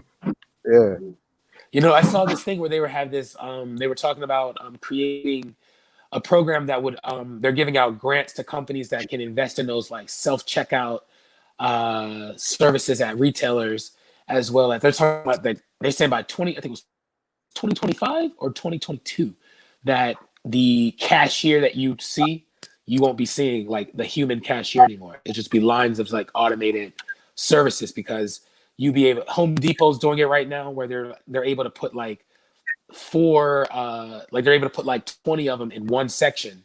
So like the ones, because it's weird though. To me, that's what I found weird. It's like when you go to these stores and you see like 15 cash registers, but you will see like 3 to 4 of them being open. So like they're trying to replace this down now, and this is just only an automation. But this is what makes me think that. Yeah, that's true. You heard of the new Green Deal? Nah, I heard of it with what's it, AOC. Yeah. I think Jill Steins. I heard about it when she was trying to get elected or whatever. But, yeah, I think that's what they're moving it forward for. I think like with all these buildings and stuff like that, with the malls and stuff like that, this could be a push to be able to implement like the hydroponic, aquaponic fields. That's why I say like whoever's you getting in it. Oh God, see, never mind. See, fuck, you open that door and I'm gonna just keep talking about it. No, be hush, because you want to open that door. There's so many possibilities with it that you can just go crazy with it. Like I want you to look. There's a school on YouTube I want you to look up called The Practical Knowledge of Aquaponics. And this guy in Australia, man, can grow whole mango trees, bro, indoors, bro. Like whole fields of mango trees, bro. You know what I mean? Like I would say it's like almost, I think half an acre worth of mango trees indoors, bro. You know what I'm saying? So no, using aquaponics. Yes. Oh, that's crazy. That's dope. Son, that's what I'm saying. How big are the trees though? Like, trust me, they're still in the burn. They're still in the beginning. They're not like you're. Okay. Yeah, I'm thinking about how far the roots could travel to even. That's you talking about massive roots now. You talking about trees. I think I know what you're talking about though. Yeah, and it got to probably be a special kind, like a dwarf mango type. Really. Well, let me ask you this though: could the cracky method, like if you have a stabilizer for the tree, like let's say you're able to stabilize the tree in like a pot method, like you put the tree in a giant like pot, you only have to use like I would say about 15% of the soil that you would use in a regular field, because these are just soft numbers, so don't take them as gospel yet. But like if you have pots and you use the cracky method where you just kind of have them on like a float bed. Don't you think that the roots, you think that could sustain, because the cracky method, you just having the roots drink bit by bit, they grow little more into the water, and all you're doing is refilling it, you know what I mean? So, like, don't you think that would be able to sustain, though, on, like, a massive tree? I'm not saying, like, but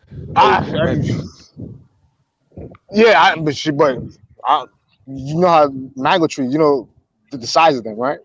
Yeah. No, I'm saying that a fully grown one is huge, but I'm saying if you're able to stabilize it, wouldn't that that's what I'm saying. But that's what I'm saying. That's the thing. A stabilizer is just pretty much, I guess, it was stabilizing the growth to a certain height and to still be able to produce optimal fruits, right? So that's what I'm saying. Like you could just probably find a variety that's suitable for them conditions. You know what I'm saying? It could be done, obviously, but what I'm thinking, I just wanted to figure out how massive the trees were. That's all. I'm not even saying it's wrong or bad or whatever. I'm just trying to see how massive the trees were. You trust me, you know something that I didn't even take the time to study. That's why I'm telling you, you could become my master teacher. I have no problem in that. That shit. Then I gotta tell you part of my master teacher, man. That's tell you what university to go to. I love that guy. But but shit.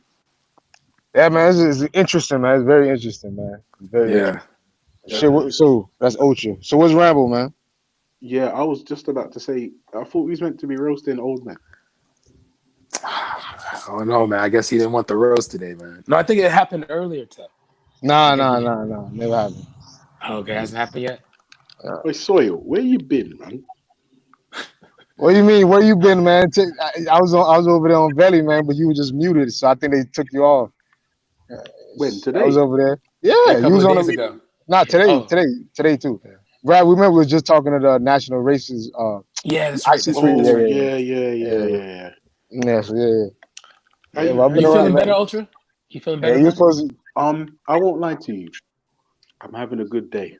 Good. You know what also helps with like when you're frustrated? A nice tall glass of celery. I'm not frustrated. Oh, I'm gonna kill you. Listen, right now, I never understand how this man hates celery, bro. You're talking about the bacon of the vegetable world, bro. I don't understand you, bro. No, man. Never understand. You put that in tuna salad, bro. Everything is perfect, bro. No, I'm not gonna lie. For me, like, you're done out here, innit? But does it have a taste though? Celery literally doesn't have a taste. That's what I'm trying to figure out. How can I ain't someone gonna eat lie. something Look, that has a taste? anytime I see it when I order wings, I just don't even eat that shit, man. I don't. What? I'm on. Ocean's Jamaican, so I think that's why. Like, Oh, I don't okay. even like celery myself. Come on, come on. Shit. So it must be a Poisonous, Jamaican nasty thing, garbage. maybe. I don't know. I don't know. That's the only thing I can think of, really. Yeah. Shit. Shoot, man. God, none of my family members ever talked about celery at all. Never seen it. Same. It's good for your skin. Good for aging. No, it's everything, not. man. No, it's Yes. not. You know what's good for your It's skin? Moisturizer. Brad facts. Moisturizer is good for your skin. Cocoa butter. I mean, sorry, shea butter and black soap too. Yeah. Yeah, man. Listen, I want to roast now. All right, take the piss out of me, bro. Go ahead. Okay, you like celery. Let that.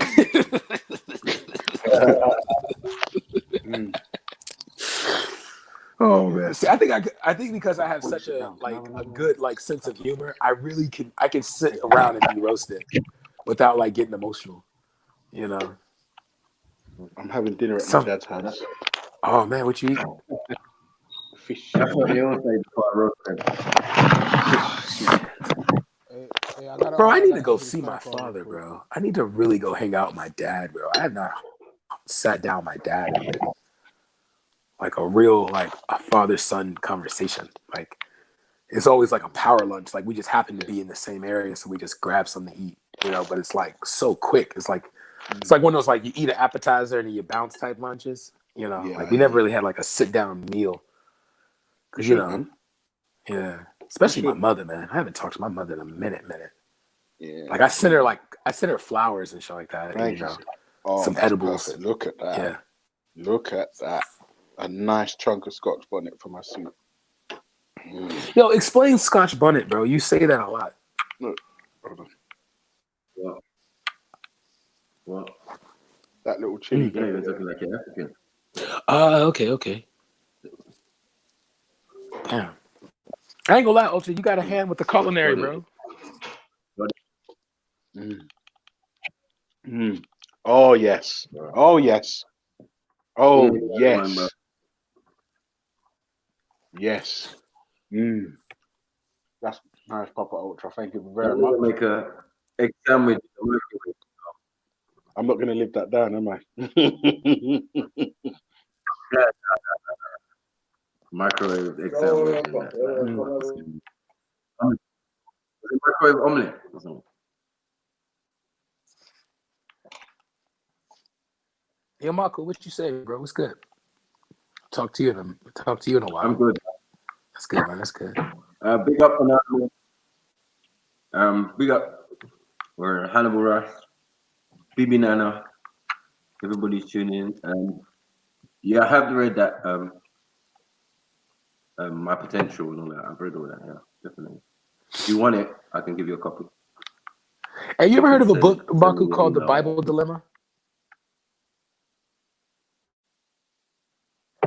By who? God, it's like a compilation of work that's like supposed to re-examine the Bible, and like apparently like some scriptures put to historical narrative. You know, I'll pull it up for you. Give me a minute. I'm on my phone, so I'll pull it up for you. I'm about to start. Damn, it's 2:00. What the fuck, bro? I gotta do something today. We got Born Rich. Come on. God, Born Rich, man. It's the holy. God in Tennessee just now. Yeah, man. I love you got going Born Rich. Born Rich channel is funny, bro. It's so great. Cowboy Gang, like motherfucker. Does that make sense? Yeehaw, mother. Yo, that yeehaw is Texas. Yo, y'all need to stop. Okay, y'all need to. First of all, let me explain something about the South. That I think. Wait. Listen, let me explain something to you. Man comes from what? Tennessee. No. Nashville, Tennessee. Are we gonna see that in Nashville, Tennessee? Okay. No. Let me explain to you. Let me explain to you how the South is. The South is not like monolithic. It's not like cowboy boots on one end and you know, like they have their own. Each state has their own Yeah, no, slang. we know that. We know that. We know that. Okay. We know that. We're not gonna put that to Florida. We're not gonna put that to New Orleans. We're not gonna put that to Houston. We're not gonna. And well, you can put that to Houston because Texas. Yeah, Texas, you got 100%. It's basically Yeah. its own country, isn't it? Yeah, yeah, 100%. Tennessee is where they go chill. Western music. Like, what's that if not cowboys? Like, come on. Yeah, but country music. Okay, first of all, country Like, music. yeah, if you want to get linked, you. Yeah. Hmm? No, I was just saying that like country music was made by a black man. Okay, like all other music in America. So you know, like you know, but big up to the few remaining black country music stars. But yeah, but really, we were the original cowboys, so there's no shade in that either. Yeah, we were. So the original cowboys with the original Indians. Like it just gets too much. Like we're the Olmecs, we're the old Mexicans. We is America. Yeah. Hey, Baku, let me ask you a question. You lived in America, right? At a time, right? Yeah. What made you leave and go to the UK? No, and would I you was suggest born in the other UK, black people do it? Oh, you were born. Okay, I thought you lived in. Oh, you said your family lived in New Carrollton. I thought like you lived there too, and you just left and went to the UK. Well, obviously, no. I grew up with my mom in it, and my dad lives in the States. Always lived in the States. So. Okay. Yeah. So yeah, in a sense, I have lived there. You know, little months, 3 months at a time or something. You know what I mean? Yeah. So yeah, I know it well. It's crazy. DC murder capital when I was growing up. Yeah.